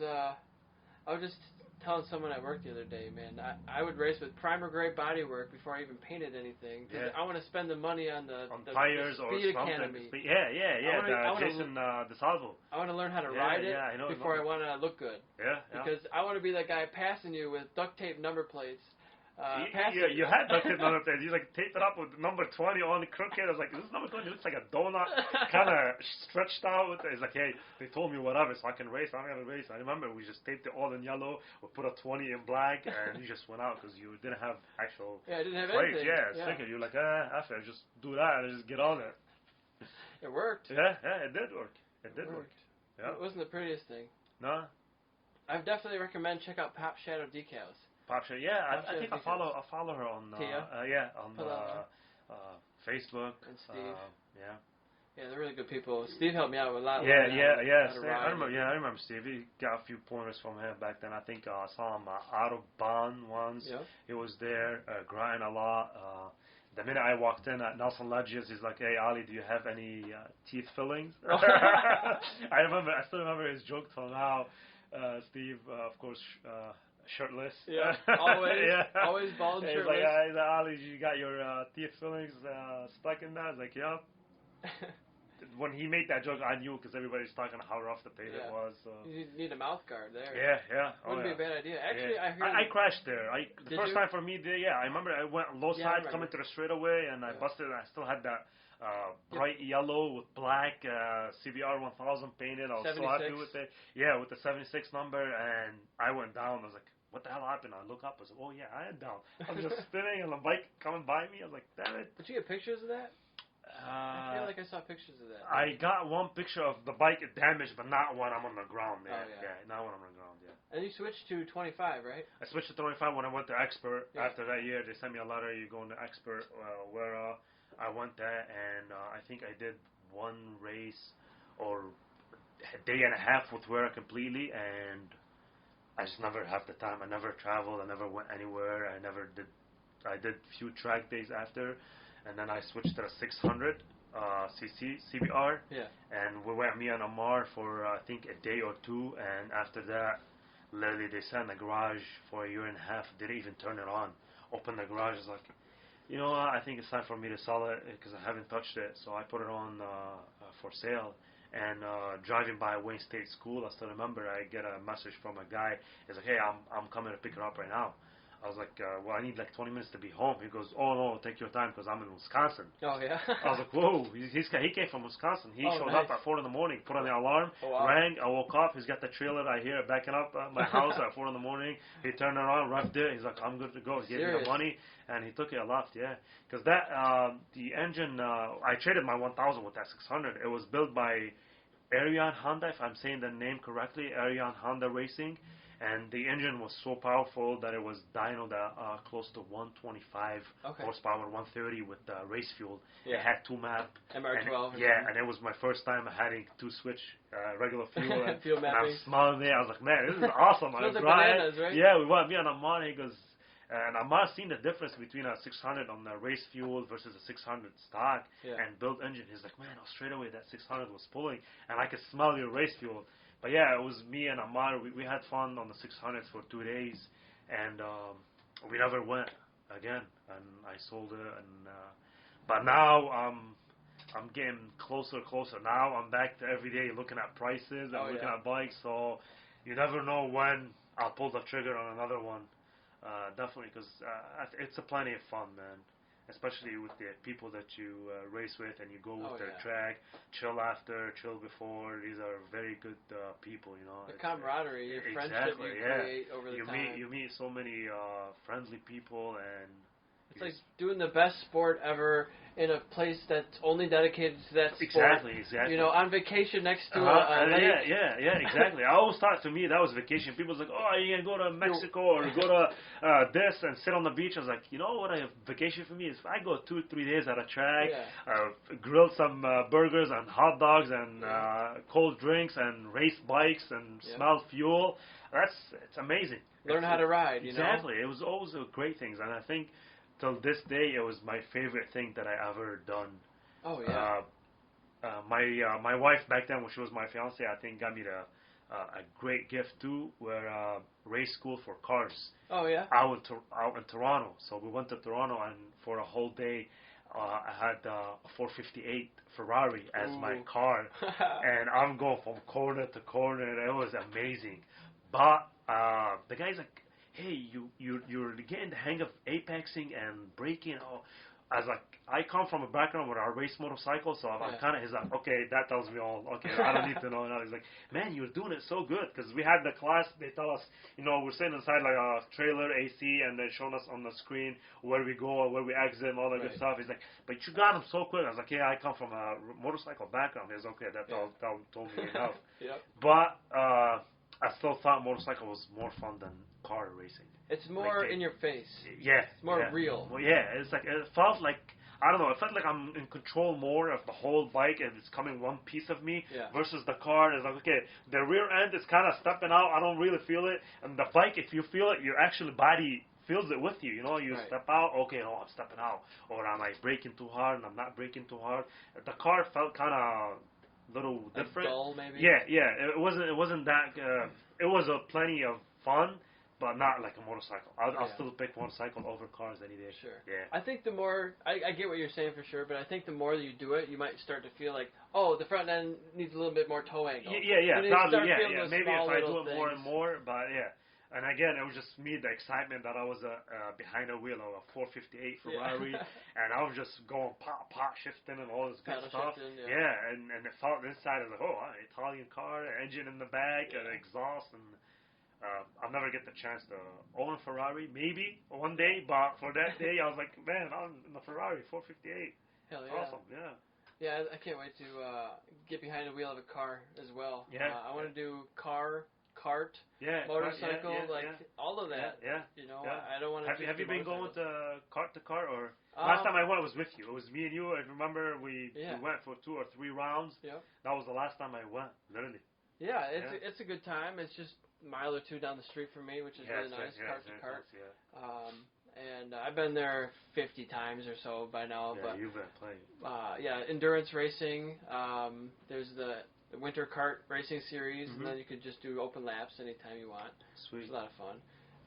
I was like, man, I figured, Eric is doing it a lot. I think he's somehow purchased a car and build it himself, and they go full on racing now. I would love to, man. It's on the list. I'm fast in a kart. I haven't been in a shifter kart, but man, I watched videos of those guys. Some of them, they move, and I like the idea behind it, too, but I was like, it's probably be almost the same thing as a bike, too. About the same cost, and then expense, tires, and then, all the maintenance for your clutches or whatever. Yeah, I've looked into it. It's about the same price. If you want to be serious about it. And I think karting is probably more competitive than motorcycle racing. Is it? Because they're all, if you've ever seen those races, they're all like nose to tail, for 15 to 20 people. The whole race. Maybe not at the finish line, but it's always a snake. It's always a train through the whole course. And so it makes it, in Wera, it's not like that. No, it's not at all. You got few guys stay close, and a little space, and then a few guys, and then you got the guys in the back, and then those guys up front are somehow close to each other, but not sometimes there's like tire to tire. So that doesn't scare me away that it's more competitive. I want to compete and learn more. And it is the fundamentals. It's the fundamentals of driving. They say if you can drive a kart, you can drive a Formula 1 car because it's like everything. Stripped down to the basics. There's no suspension. It's just a chassis and tires and go. And all those guys came from karting backgrounds, Formula 1s. For sure. If you follow Formula 1, it's all go-kart background, which is pretty cool. And this guy's so little. He's got a tiny helmet. He's racing 2-3 years after. He's in the F3, F2, and F1 and whatever. It's like, man, this guy's a top racer of the world right now. Yep, and I've done that Pittsburgh International Race Complex kart track. Yeah, they do it a lot of there. I've seen a lot of videos of they do it there. And man, one of the guys came up to me after and said, "Who are you?" Like, because I won the race, and I beat the guy who worked there on a drying track. And dude, every other corner there'd be somebody flying off the track because it was wet and it was sketchy and it was you were counter steering a lot. But you went on there on the bike too, right? You've ridden. Yep, I rode the regular road course, but it was a shorter course before they made the expansion onto that. But yeah, they're both those courses are cool. I've crashed at the road. The motorcycle course, the short course. Yeah, I remember. One time, 3 times in a weekend. Yeah. It was raining, and I wasn't good enough on the bike in the rain to be pushing at race pace. And I wanted to win the race, and it wasn't going to happen that weekend. Although I did, I think, win a race that weekend. I got two or three podiums, even after crashing three times. So it's like they send you home after the 4th, don't they? Or they stop? They came up to me and said, "If you crash again, we're going to send you home." Oh, okay. And that never happened to me before. I've never crashed that much. I'm not usually a crasher like that. It's just it was wet conditions, and I had never really raced in the rain at all before. You didn't know where the limit was. No. And the first time I had DOTs on, it was raining pretty hard, and I was like, I don't have any money to buy new tires, so I didn't put rain tires on. That was why. I was like, I could probably make it through today, just practice. It was just practice. I'm like, it doesn't matter. I don't care about my lap time. I'm just going to go out there and putz around, and I high-sided myself to the moon. And I was like, I guess I need rain tires now. And then I got on rain tires, and I crashed twice after that. Because I was taking it super easy. I was going onto the main straightaway along that long right-hander, before it goes left kink onto the straight. I was going like 50%. I was barely even trying. I was leaned over like maybe 25%. I don't know. And it just came out from under me. I just lost the beer. I was like, I wasn't even trying. I was like, what the hell? It just goes away so fast. Yeah, it happens away so quick. And then one of the times, from one of the crashes, my bike got my front tire locked up in the middle of the track. Oh wow! I was at Pittsburgh going up the hill in the first section, and my bike stops. Like, what's happening? I have revs, I have power, but I think Nick Hand. Nick Hand, yeah. He was behind me. He said, "Man, I saw your front tire have a puff of smoke there. Like, it was actually skidding across the ground and locked up completely." Why did it just like? It was my brake line was kinked. Oh. From a previous crash. Oh. I didn't identify it properly, and it was like, okay, the next race is here. Let's go out, and I didn't notice that it was kinked, and so the front brake locked up, and I couldn't go anywhere. Ooh. I stuck in the middle of the track, red flag the race. So that's not a good day. Wow. I didn't crash. Yeah, but I'm stuck in the middle of the track. I can't move my bike, and I'm just holding it. Like, good what thing am I supposed to do? It came out, like, instead of locked out on it could have been higher speed or in the lean or something. Could have been bad. Yeah. I was very lucky to save that. Yeah. And I didn't really know what was happening. Like, what's happening? Why am I stopping right now? I'm not braking. Well, they're braking for you. Yeah. That was spooky for sure. Yeah, it's not good to have mechanicals. No, it's never good. No, but sometimes you can't avoid them. I mean, with the way that we race, we're not tearing down our bikes every weekend and looking at everything. We don't have the time or the money or the expertise. Right. So it's just like a little bit. It's just a quick inspection. Okay, it works here. Let me see here. Good fuel, good brake lines, good fluid. I'm good to go. By like checking all the the torquing and all that stuff and taking it apart and make sure all the washers are good shape, putting them back. It was like kind of rough. Unless something happened to you, that's the only way you'll inspect it. Right. Yeah. But that's how it is in amateur ranks, right? Yeah, that's how it is. And so you've had both a 1,000 and a 600. But you started at the track on 1,000. 1,000, right? Yeah. What do you think about that decision nowadays? It made me. I think 1,000 made me not more aggressive, but I feel like I'm ready for power. Like I can handle the power. Yeah. I started at a 1,000 and I got really good at it. Jumping on a 600 was much easier. Yeah. I got the hang of it right away. It was for a brand new bike that I've never ridden before. Not as scary. Yeah, no, not at all. I was like, oh my god, what a difference. First, like every corner with the 1,000, okay, I'm baby. Okay, now I can get on it. With the 600, okay, on, off. I was like, oh, okay, I like this kind of, on and off thing. Some spot you have to, still roll smoothly, but you can be a little aggressive with the 600. Yeah. But 1,000, it was a little bit of aggressive. Hey, I'm there. It gives you a warning. But real quick. Yeah. If I get back to racing and track, I don't think it would be a breaking deal for me if I get a 600 or a 1,000. If I get a good deal on the 1,000, I'm still grabbing the 1,000. Yeah. If I really good on a 600, I'm grabbing. It's gonna go down to which deal is good or which one is close to me to grab instead of me traveling far, or which one is better on maintenance, which one would last longer. That type of thing. It's not gonna matter which is 1,000 or 100. And nowadays with the technology of anti-wheeling and launch control and traction control. I didn't have that on my 1,000. Mine was making about 176 to the wheel, 175 when I dyno it. Yeah. But I had no electronic help back in 08, 09, literally. On and off. The only help you have is you shut it off or you're off the bike. Right. That's the only help. But now with traction, hey, it gives you a little bit of warning. If you're wheeling it, a little bit of control when you launch, all that good stuff. It's coming in play, which helps a lot. Definitely 1,000 or 600 would not be a deal breaker. Either or, I'll be happy with. Yeah. Would you ride a 400? I'd probably ride a 400. Yeah. I'd ride 400. Yeah. I've seen some of the Yamaha 300 too, the R3. Yep. I was like, man, there's a lot of things, a lot of options coming up. Yeah, whatever. I've seen. I got my ass kicked on guys on a 250 and they come by me on those little old ones or 2-stroke or whatever. I was like, man, these guys are fast, and the bike is not. Straight away, it's just like, I boom by him, and then he comes back on the corner and passes me. Yeah. Yeah.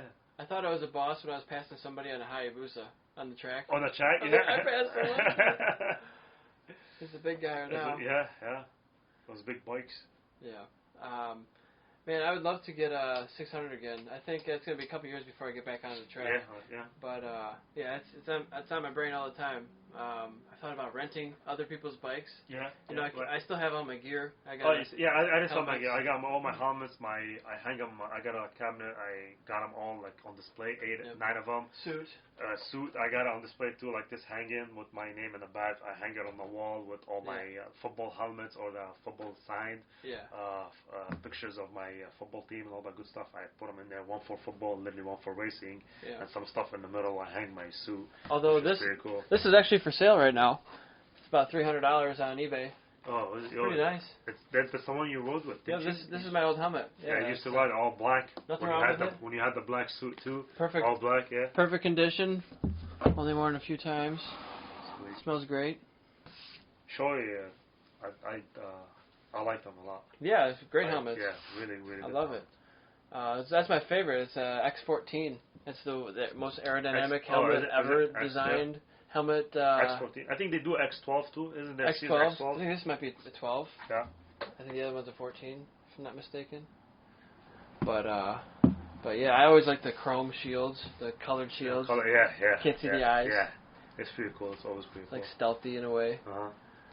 But yeah, man. And did you watch any of the MotoGP stuff going on? Oh yeah, man! I was so bummed out last race with Marc Marquez flying off the bike. Cause he was at the end of the pack, and for him to come back and battle for first place within like 15 laps, I want to say, or 14 laps left, he went out, slid lap 18 or 19, and then he was 17th or 18th. Passes all these guys. I think it was 19th, maybe. Yeah, that too. 4 or 5 laps left, and he was within a few seconds of. He could have at least got podium if he would have caught up to first place. But I was so bummed out. I think his tire got on the paint where the paint kind of did not help him with traction. I think that's where he lost it. But that guy is just unreal. It's phenomenal. And now he did the surgery. He did 40 push-ups before he left the hospital. When I was reading about it, now he's back, tested, and cleared for race this weekend. This weekend ahead as, right? Yeah. So you broke this arm, which is the section, under your biceps, between your elbow and the shoulder. And now you're leaning on the bike, which is it puts a lot of stress on it too. Oh, yeah.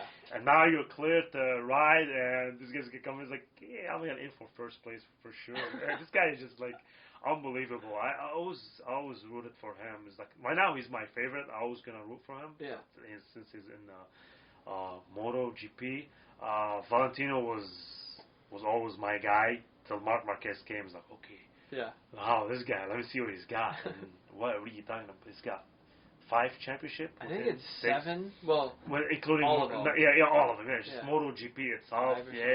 In a row, he missed 1. Yeah. And now, like, if he races this week, he doesn't miss any. Well, he lost points the first race, but still, it's still an open window. It's not like, oh, hey, he's out for 3 weeks where he's gonna score 0 points.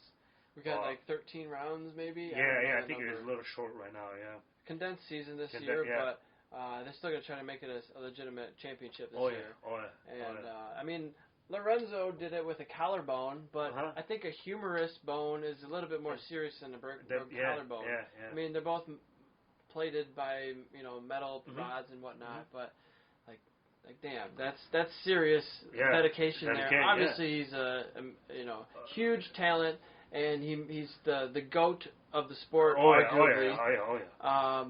And all those sponsors are going to be saying, we want him in the race, but at what point is it detrimental to his health? And at what point does medical surgery not care about any of that and just put him back in the race? Yeah, I agree. It's just that guy is just so talented, and he's so competitive that it was the first time, like they said on the TV, you see Marc Marquez get up and he's in pain. Usually he's down, okay, I'll save it, I run to it, okay. He's out doing qualifying last passes. Right. He just crashed, it's okay. He just high-sided, I'm okay. It was the first time where you can see him in pain, but that guy is just unbelievably talented. Unbelievable. To Yeah. start from 19th and then just keep pushing and hunt them one by one. So excited to get behind the guy at first. It was like unbelievable. Yeah, it's amazing, man. It's a little different. It's in Wera, but I have a story similar to that. I was at Gretton. It was counterclockwise. I'm not sure if you were there, but I was an expert. Must have been 2013 or 14. I was on the Kawasaki, and it must have been in a 1,000cc race. I remember there was like Eric Smith and Steve Palella in there, and I had stalled my bike on the grid. Grid. I can't think. I was there. I remember that. I think it was the same one you went off the back of the hill. When you crashed on top of that. This one I didn't crash on this one. Okay, but not that race. Maybe like a practice before it or a race before it, and then you came back. We pull it together, inspected, and then the next day you raced. Yeah. I think you went over the hill and then you flipped it after. Yeah, I still remember that. Yeah. You did stall, right? Yeah. And you almost got hit. Yeah, I almost stalled. I put my hand up. I was waving, don't hit me and all this. And I got yelled at after. I didn't have my hand up long enough, I guess. Really? But I stalled my bike. Expert field goes by. Novice field goes by. You hunt. And now I go. I'm like, oh shit, that wasn't good, And I make it past all the novices. This is an 8-lap race, only 8 laps. Okay. And I passed all the experts. I'm on a stock 600, racing in at least the 1,000 class. I don't know if it was a superbike class, but it was at least a stock 1,000. And I passed the leader out of the last corner, and he drafted me to the line.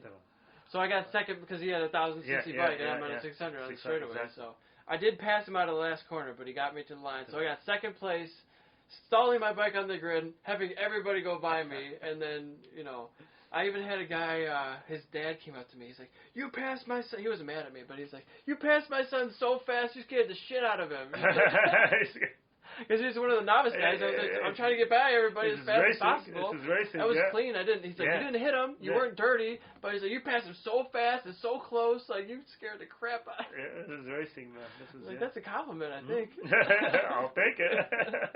I don't even know which rider that was. Yeah, I'll take it. Yeah, that's pretty awesome, man. You don't want to give up space. Like, you see, when people are starting, they'll try to pass you, and they're like 6 feet to the inside of you, which is like normal 6 feet passing rules. That's what you learn in track days. Exactly. But if you're racing, you're like giving up 4 feet or more that you should be maybe next to him. Not hitting him. You don't want to bump him. You want to be respectful, but you're wasting all that space that you could use to your advantage. Exactly. Yeah. And people are like, use the whole track. That's what it's there for. Exactly. You know? Use the whole track. I always hear that word. Use the whole track. Even right now with like you said when we were talking earlier when I walked in with sim racing. Yeah. And I watched your video. I was like, hey guys, use the track. I was like, okay, let me see in this corner. I was like, oh, okay, now I see what he's doing. Okay, go out on the track at the end and stay straight away and the left-hand turner.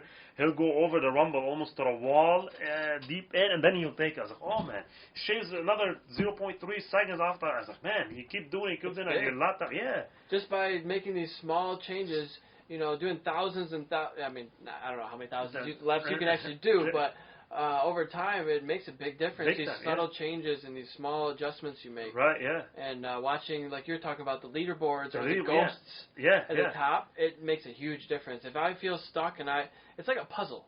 Mm-hmm. And there's sometimes that I feel like I'm almost cheating if I use this section of the track in a way because you're using too much curbing. I come from motorcycle racing. We don't use a ton of curbing. Exactly. The curbings on our tracks are sometimes on an angle. They're not meant to be used at all. Sometimes you shouldn't hit them. They're not meant to be touched. Nope. They're not friendly. No, exactly. So we just stay away from them, and we only have 2 wheels in contact with the pavement sometimes anyways. Exactly. Yeah. So it's more dangerous. So for the car stuff, and the carts especially, they're using almost as much possible, and even into the green and other pavements. They go out a lot, like way almost far. Where you get maybe a warning, but not maybe a warning yet. It's like, this is kind of like not right. Exactly, yeah. You're like, oh, but this is and I'm watching Formula One, and I was like, let me see this guy. So I was like, man, he literally get up here, boom, and he's over that green, yellow, whatever line, and he just keeps going straight. Yep. He ignores all that section. He just keeps. I was like, man, no wonder why these guys increase with lap time. There's different rules though for different series and different games. It depends. Yeah. It's like sometimes you must have at least 2 wheels on, like 2 right wheels or 2 left wheels on the racing surface at any time. And some of them, you can have all 4 wheels on the curbing. And technically off of the racing surface. That's literally, 4 wheels off. Yeah, you're completely off. It depends on the series, and it depends.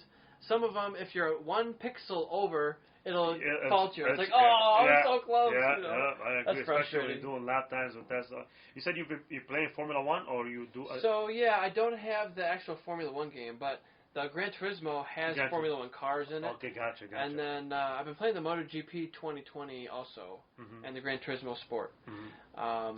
I want to get, and I think it just came out with the new 2020 Formula 1. Oh, yeah. I think it just came out this July. Yeah, so. the 10th or the 15th. I was looking forward to it. I was like, you know what, let me just get better with this before I get it. And then my plan was to move in the wintertime to PC gaming. Do iRacing maybe? Yeah, do iRacing, and because it's more you can tune your system, your fanatics and everything with computer much more than you can tune it with the PC4. Or your Xbox or whatever you play with. So I'm deciding maybe I might go in the wintertime, have my project, build a PC, and then hook it up to that, where I can fine-tune everything and then have more iRacing and other computer games. But I was like, let me get better at it with Formula, because I'm still not even in the top 10,000 on the scoreboard with lap times. I'm like a few seconds off, but it's so hard to get those 2 seconds to get in the top 10,000 or something. So I watched video on those guys. Okay, you brake in, short gear here, grab 2 gears in this corner. I was like, okay, that's what I'm doing wrong here. Maybe I'm doing right here. So I learned from these guys. But Formula 1, I'm so addicted to that racing game. It's so many things moving at the same time. So many buttons, trying to adjust your fuel and mapping at the same time. Your ERS deployment, your braking bias, your traction, all that at the same time. Corner, you lower your braking. You deploy your ass right here, you save it here, and you play some tactics where you pit, where you don't pit, what lap you pit, which tires to go on first. So it's like many... a lot of factors. Yeah, it is. So it's very nice game. I was like, man, I wasn't expecting it to be that fun. I thought I was going to get bored of it so quick. And then the cockpit that I bought, Next Level Racing, it's called the GT. Okay. You can, if you want to set up the normal sitting or upright to race normal game, and then you can switch it to Formula where I'm sitting all the way. My legs are up and my feet are here, and the steering is almost up right here. Yeah, so it's like in your face. Literally, Formula 1. And I got my tablet. It covers his steering, so I can see everything, and I'm just right there. And I got a 65-inch TV in the basement.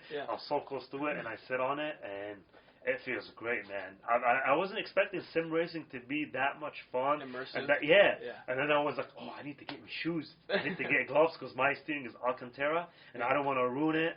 And I bought the Fanatic button kit, where you can put your own, where this button it says radio on, this button's got the fuel map, plus and minus. I put all that on the steering. I'll take a picture and I show it to you after I wrap it with the Ferrari Scuderia to match my red shoes. I got some headphones so I can talk to the mic, tell them when I can box for new tires.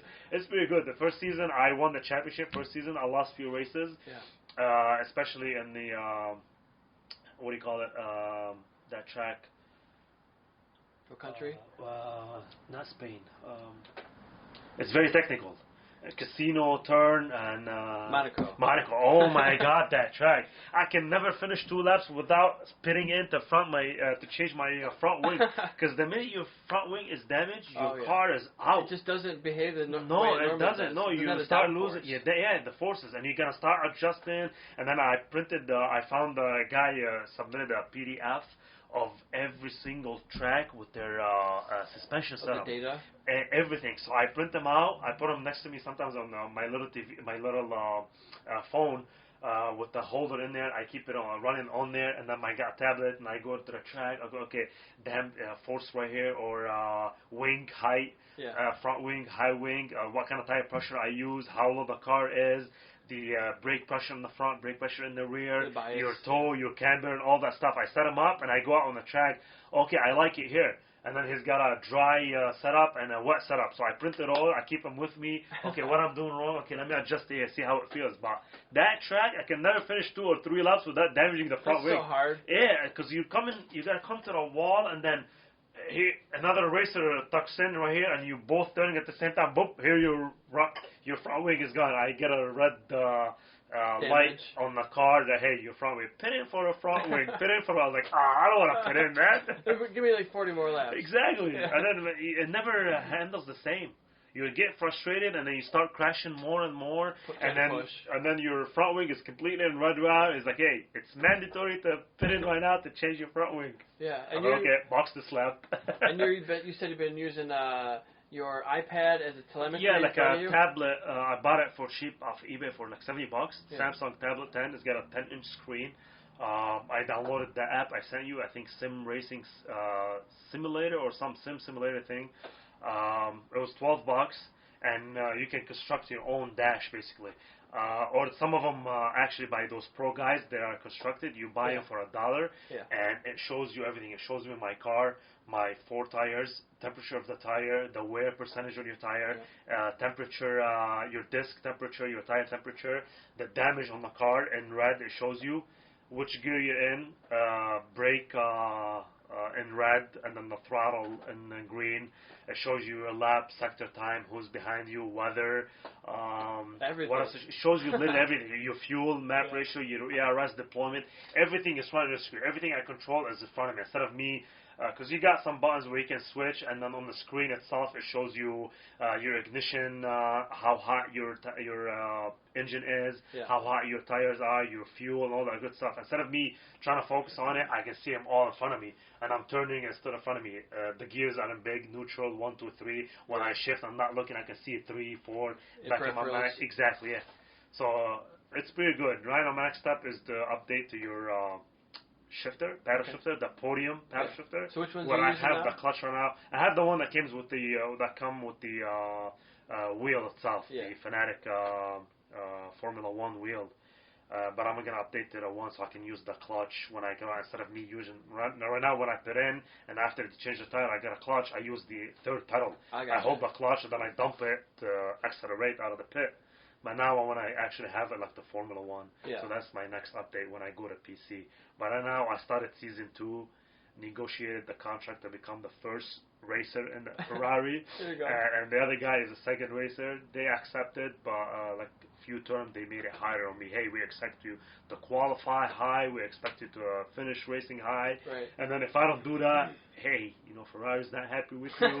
Your rep went down, or your rep increased. Your sportsmanship is increasing, but your rep with Ferrari is decreasing. Your rep with Benz is increasing. It's kind of like a very, it becomes the politics behind it too. Who's interested in me, or how am I doing it? That's cool. I'm still not on the high, what do you call it, like AI, those computer racers. It's not fully all the way. Like difficulty? Difficulty, yeah. If you put it way high, those guys are ridiculous, man. Ridiculous, yeah. I run hard right now, but not like the expert or the super hard. There's another 2 steps ahead of me right now still. I'm still bouncing between entry-level hard and then a little bit hard. I test the track, see how good I am, and then I go into a race. I hear that the next major upgrade for those systems is 2 extra screens on the side.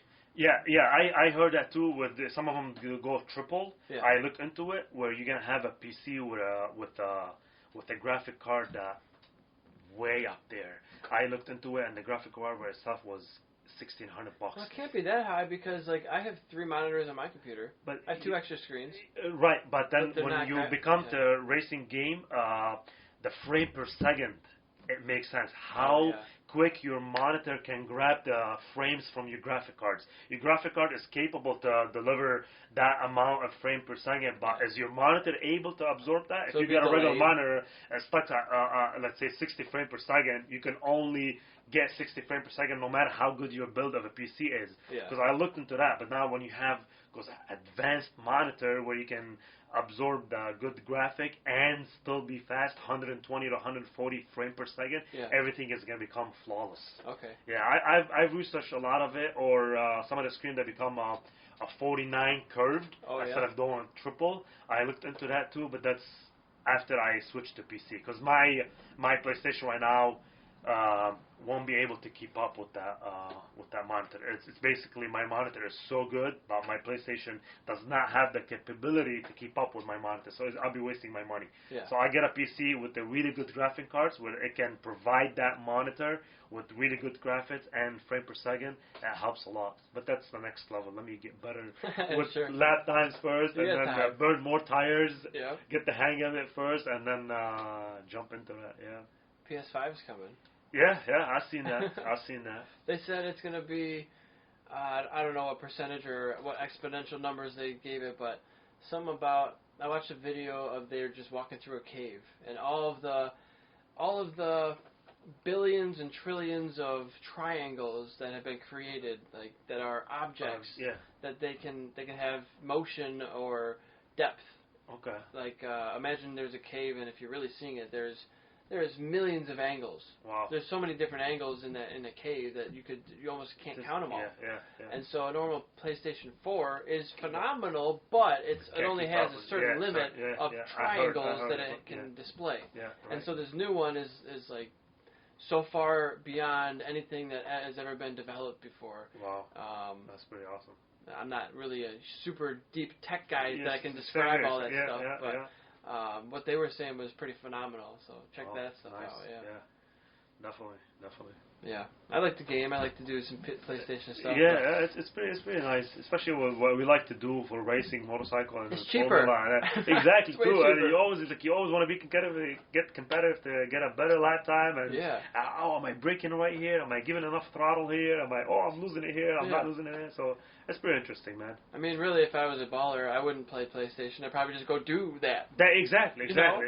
is the best next thing. Oh yeah, I'll have a race car, a motorcycle, and track here, track there, fly to this country so I can race with those guys, come back here, but like you said, it's just more convenient. You have it at home and you just play with it. Yeah, but you don't have to worry about an ambulance. Yeah, but if whoever your listener or viewers would ever think of sim racing or how it feels like, hey, I'll really advise you to jump into it. It's very similar to the feelings that you get like behind the wheel.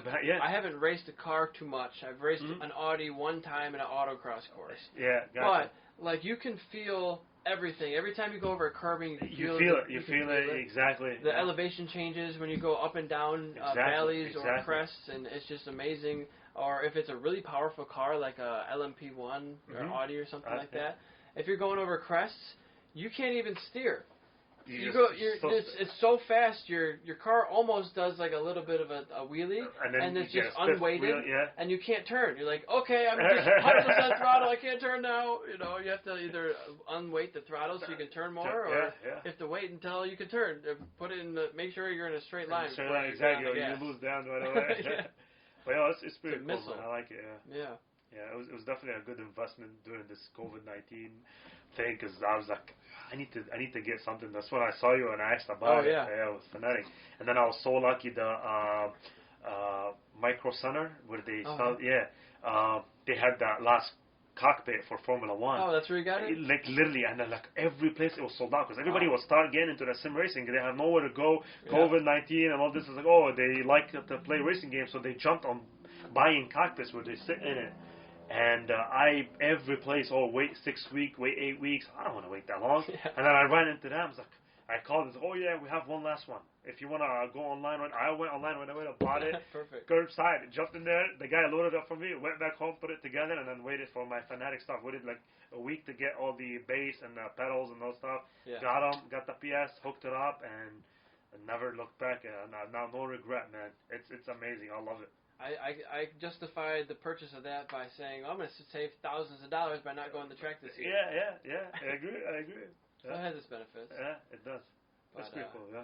You know, I was actually disappointed. I know, there's supposed to be a race tomorrow, a mountain bike race, up in Manistee. Here on Manistee. How come they canceled your league? So, with COVID, they said the DNR, there's supposed to be one at Pontiac Lake last weekend, and last second they said we can't do it. So I was like, well, I don't want to drive all the way up there, and they might cancel it again. They said it shouldn't be canceled, but like that's 7 hours of driving for an hour mountain bike race. I don't know if it's worth it. But But I love doing it. It's fun, man. If it was a full championship, I think I'd still make the trip. If it was at least 5 rounds, I think I'd go. But I plan on just doing some miles this weekend, trying to get the legs spinning, get some biking in. And my goal is now, I don't know if I'm going to be able to hit it, but 2,000 miles this calendar year, for cycling. Yeah. I'm a little behind. It's already July 24th, and I'm at 700 and something. Okay. It's not too bad. So right before the new year is where you close down? Yeah. Okay. I was just trying to hit that number, just an arbitrary amount. I've never hit that high before. Last year I did about 1,500, so maybe step up a little bit higher. That's still awesome, though. So it's a lot of miles. I just feel like it's a good base level of fitness. Yeah. I remember when I was in high school and I was riding all the time. I just ride in the street, and I'd go out, and I would go out to ride nowhere. No. All the time. I'm like, I'm going for a ride. Where are you going? I don't know. I'm just going to ride. I don't care. Anyway, I don't care where I'm riding. I'm just going to go have fun and clear my head. Exactly. Exactly. And that's kind of what it is for me now, because I can't afford a motorcycle at this moment. I mean, I could buy one, but I'm saving for other things. So it's like the pedaling is my escape, because I don't have the motorcycle. Exactly. To escape with. It's fun. It's fun. So are you a leg dangler? Random question, on a motorcycle or a bicycle? A leg dangler. When you like in braking. In braking, the braking zone. No, I don't think.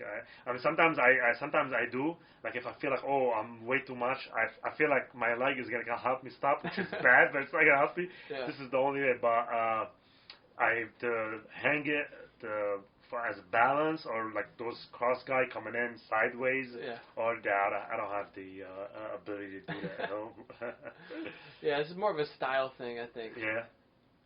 I was never too much of a dangler, but I do notice myself on the mountain bike always wanting to at least adjust my foot. I point my knee in a way. Mm-hmm. I kind of point my knee and get my toe, like, I don't know. I have a certain thing that I do in the corners, and people notice it behind me. They're like, "What are you doing with your leg there?" And now that I'm trying to clip in more often on the mountain bike, it's like frustrating for me. And that was one of the reasons why I never wanted to clip in, because I always move my feet around in the corner on the inside. That's just my style. I don't know if it's right or wrong. It's just that's how I ride. Yeah. It's just something it's different. It happens. Yeah. It just happens. And random switching questions here. Football. Ooh. You're a huge football guy. Oh yeah. And I don't think you're a Lions fan, though. No, I'm not. Eagles. Eagles. Yeah, fly, Eagles, fly. Fly, Eagles, fly, yeah. Philadelphia. I've been a diehard Eagles fan for years. How did that start? Right when I moved here, my uncle asked me to come with him, with his buddies. They went out to a place. And they said, hey, we're going to go just chill and watch some football. So back in 2005, I want to say winter time. So I go with them, and they're sitting there, and I think it was a game between Green Bay and Philadelphia Eagles. And everybody around here, Lions fan. Yeah. And they hate Green Bay because they're rivals, divisional. And everybody was cheering for Philadelphia to beat Green Bay. So I'm just looking at that team, was like, because I'm from Windsor, the football wasn't that big. We just knew of team, we knew of players. We watched maybe half a game here, half a game there, nothing crazy. And then I was like, okay, you know what? I like that guy. I like his style of play. I like this team. I like how they're doing it. Like, okay, let me watch them again next week. Yeah. So I watched them again, and I watched them again, and 3 times, and week after week and after week. I was like, and now I'm an Eagles fan. And then the next year, I was like, I don't miss none of the game. Yeah. Dude, I would not miss a snap. Fourth year and fifth, and so on till this day. On Sunday, football Sunday, we do not miss. Me and my brother and my younger brother, we sit from almost 9 in the morning till 12 at night. We watch almost every single game that is on TV throughout the day. We don't miss a snap. Sometimes we have a monitor right here playing one game. The main screen we're playing the Eagles and the game, and then our laptop we're playing and the tablet playing a game. We're just keeping up with everything. Goes, this team scored touchdowns. Okay, look what's going on. This team. Okay, let's focus back on our game. Okay, the commercial here, switch it to here. Yeah. We're just all over. But so you're not exclusive. You're not just Eagles. You love football in general. I love football in general. Yeah. But for me, Eagles, I cannot. If I go to a wedding and the Eagles are playing, there's no way I'm not having my phone in front of me to see what's going on in that game. Yeah. If I have something at 1, I'll make sure it gets postponed after or before to get it done. Because at 1, I have the Eagles. I'm not doing anything besides watching my Eagles. Yeah, it's a ritual. Yeah, oh yeah. It's been like this with my brother and my younger brother, Hadi, and my brother Hussein, every single Sunday and Monday night football and Thursday night football. We don't miss football. Yeah. And then every week when I go over my parents, when there's Sunday night football, Saturday we went indoor since it's winter time and we play flag. Yeah. And then the next day we just watch football and we have it on repeat, literally.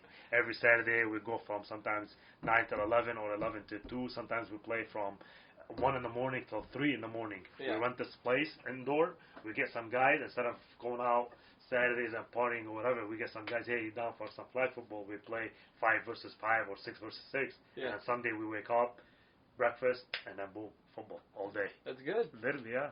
Yeah. Yeah, I love football, man. Hopefully this season is not pushed. So far, they're saying it will start on time, and it should be good to go. Because September 7th is the first game. That's when the season kicks off. They can't. Some teams can't. I don't know if all teams or some of them canceled preseason, where they don't play the first 4 week or preseason till, in August. They canceled it and they just jump in straight to regular season.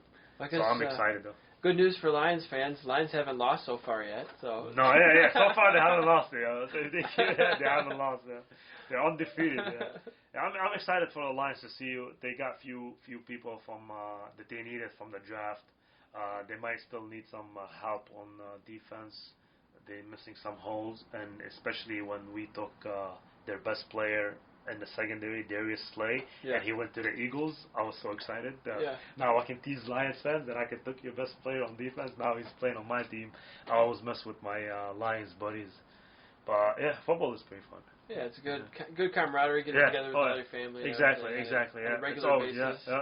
It's either pizza or wings day or something, quick, or make at home. We cook and we watch football. That's it. Yeah. You have any predictions for this season? I mean, it's a little maybe too early to tell. It is kind of a little early, but I don't know. I don't have a specific team because there's a lot of moving pieces that happened this year. Yeah. A lot of players left from the team, made it stronger, made it weaker. You never know what happens with this team. You think it's gonna come out slow or really bad team, and then all of a sudden these guys are just on a winning streak. Right. So you never know. But I definitely want to see my team in a Super Bowl again, like 2 years ago. Yeah. I was excited. I finally witnessed their first Super Bowl ever. I had my hair dyed green. We had jerseys hanging all over the wall. Watched it at my brother's house. My cousins had their green too. My brother did, and we just went outside. Took our shirt off. We started running in the snow and jumping. It was amazing. It was the first Super Bowl for Philadelphia ever in their history of football. It's just the 20s or the 30s, whatever they started playing football. So it was a big deal. It was crazy. It's like 100 years coming. Oh yeah. But last year I planned on going to the parade in Philly, but I wasn't able to take from work. But this time, definitely, if they go to Super Bowl and they win it, another parade I'm gonna be there for sure. No question. Yeah, I cannot miss it again. I remember the Stanley Cup in Detroit. Mm-hmm. That was in high school, and they went. I think what was that? Like 04 or maybe earlier, 02? I can't remember exact date. 2008. Was it? I think they won 2008. And they also won like 97, 98, but 03. Was it? I don't know. Maybe I remember one time where I always saw that car where it had the Stanley Cup on it and it going up and down the street. Yeah. So I still remember. That's pretty cool. I think it was the same time as the Pistons won it too. Yeah. So we've been pretty fortunate in Detroit for the most part with our sports teams. Hockey, basketball championship, baseball. Yep. It's just football. Yeah. Football is not. I wish there was like there's probably, I don't know about NASCAR or some of the larger series, but I don't know who's the biggest motorcycle rider from Michigan. There's Taylor Knapp, or he's Taylor from Michigan. I'm pretty sure he's Northern Michigan, or wasn't there another guy in the KTM who's not riding anymore? Chris Fillmore, maybe. He might be from Michigan. Yeah, I can't remember. You could have said Eddie Kraft, I guess. Yeah, Eddie, yeah. Or Eddie Carl. Yeah. Carl Soltis. He's still racing in pro now. Is he? Yeah. Yeah. Eddie was a super fast guy. Yeah, he was like the king of Wera. Yeah. He raced pro a little bit. I always watched him. Yeah. He was always the guy to look up to. Yeah. Red bikes and white wheels. Yep. Such a professional program. Yeah. Mine was very different from. I mean, mine was professional, but his was like super clean. Yeah. He built a lot of years of experience, so it was a different level. Yeah. His setup was always top notch. Yeah. From bike, the way he sets his stuff, and tiring, and of course with his father working as his mechanic and working together too. So, and they both were very knowledgeable with bike, and both raced at a high level too. And so it's like a great team to have. So great match. Yeah. So their setup was always nice outside with their carpet, their bikes on the stands, and it was always a clean setup. I always looked up to these guys like, oh man, if I want to learn something, it's always, look at it's those always guys. them. Yeah. You know, I'm showing up with a Pontiac Sunfire with tiny to my roof. Yeah, you can do as much as we can, but we always like, okay, if I want to do it, if I get a chance to do this or whatever, it's gonna be that way. Cause, and especially with the guys from STG too, Dave Gray and Richard. Yeah. Those guys had the nicest setups too. Sometimes with the show up with their bikes, the stands, and these guys were definitely one of those people to look up to, and always learned a lot from them. They were always helpful. Whenever you come up to them, and anything from tire to suspension to do this, braking, gas, everything. They'll tell you, hey, shut up. This is what you got to do. This is what you help you out. Yeah. Never steer you wrong. Great mentors. Very, very, very great mentor. I'm trying to remember his name. Bigger guy that worked with them with tires. Bavel? Dave Bavel. Dave. Oh yeah. Dave. Man. He's a character, huh? Yeah, oh my God, he was freaking hilarious. That guy. I'd love to talk to him on here. Yeah. How great would that be? Oh man, if you get him on here, I would love to come here and just listen to him talk. He's always a funny guy. Always got jokes. But like again, I walked up to him and I told him, hey, 1, 2, 3 is happening with me. He's like, I got you. Wait for me till we got this next session. So I waited for him. He jumped in and was like, stay behind me. You follow what I'm doing. Yep. And literally, I just followed him that lap. Yeah. 2 laps. I come back. I was like, I dropped 3-point-something second. He goes, you got to be kidding me. I was like, fuck. Yeah. I was like, oh, give me a fist bump. And we just went out. Last night, he's like, okay, let's go deep on braking in this section. We're going to do this. And come back around. And I'm still improving. Like two sessions that the guy got me from running whatever time to 3-4 seconds faster. Yeah. And literally all I did was reach out to him, ask him questions like, hey, I got you, follow me. That's all I did. It was great, man. So helpful. Yeah, very helpful, yeah. I remember we went out in a couple sessions together, and when we were doing counterclockwise, that day too, I learned plenty from you. I went from 129 to 125 counterclockwise that day. That's a big difference. Yeah, huge difference. You come up and he's like, hey, Ali, I'm gonna show you a wheel. That means I'm coming up to you and I can pass you. So the minute I'm sure, like, okay, I'm slow. Next time I was like, I'm not gonna let Eric show me his wheel. I'm gonna go in faster. And by the end of the day, I was like, man, I'm running 125. Yeah, that was pretty awesome. I was like, man, thanks to Eric, he kept pushing me. I see his wheels. Like, look, he's not passing me. Yeah. So yeah, it was great, man. And it was a lot of it. It was on braking. Yeah, right? yeah. Just going over the hump to brake to the turn 4, which is coming this way. Yep. Yeah, left hand. Every time you come up to him, he's like, "Hey, you can go in faster." That was one of my best corners. Yeah. Honestly, I love that corner and that's actually where I passed Eddie one time in that corner. Yeah. I got on film. Yeah. Yeah, because you were good. Like, I'm going in flying, and you still show me your wheel, and you're still having time to back out. Yep. So I mean, you can go much faster than this. I was like, man, that corner. I was like, okay, if I'm going right hand, I'm going still flying to the hump. But then coming from the hump, you would think you're like, I can't go that fast. It looks tinier or it looks more. But then when you showed me, I was like, oh my God, a huge difference. Yeah, just seeing what other people are doing, it helps me so much. You know, somebody might be going 20 miles an hour faster than me in a corner. I'm like, how is that possible? What am I doing wrong? You just try to make yourself a little bit better as you go. That was great, man. So let's wrap it up here. We've got over 2 hours already. Oh, man. And time flew by. We can maybe do some sim racing for a minute. Yeah, I'd love to check out your base. I want to see how it feels versus mine, because that's another upgrade that's coming up soon once I get much better. Yeah. Yeah. Absolutely. But yeah, definitely, it was awesome to have this. This is my first podcast ever, so yeah, well, I've done a few of them now. See how it's gonna come out and rewatch myself. Yeah, I'm sure you'll be like, oh, I don't know, I'd look like that. I mean, you're fine, but like you just like pick on yourself. You're like, oh, what am I doing there? Yeah, is my hair still good? Yeah. Is my hair sticking up? Sticking up.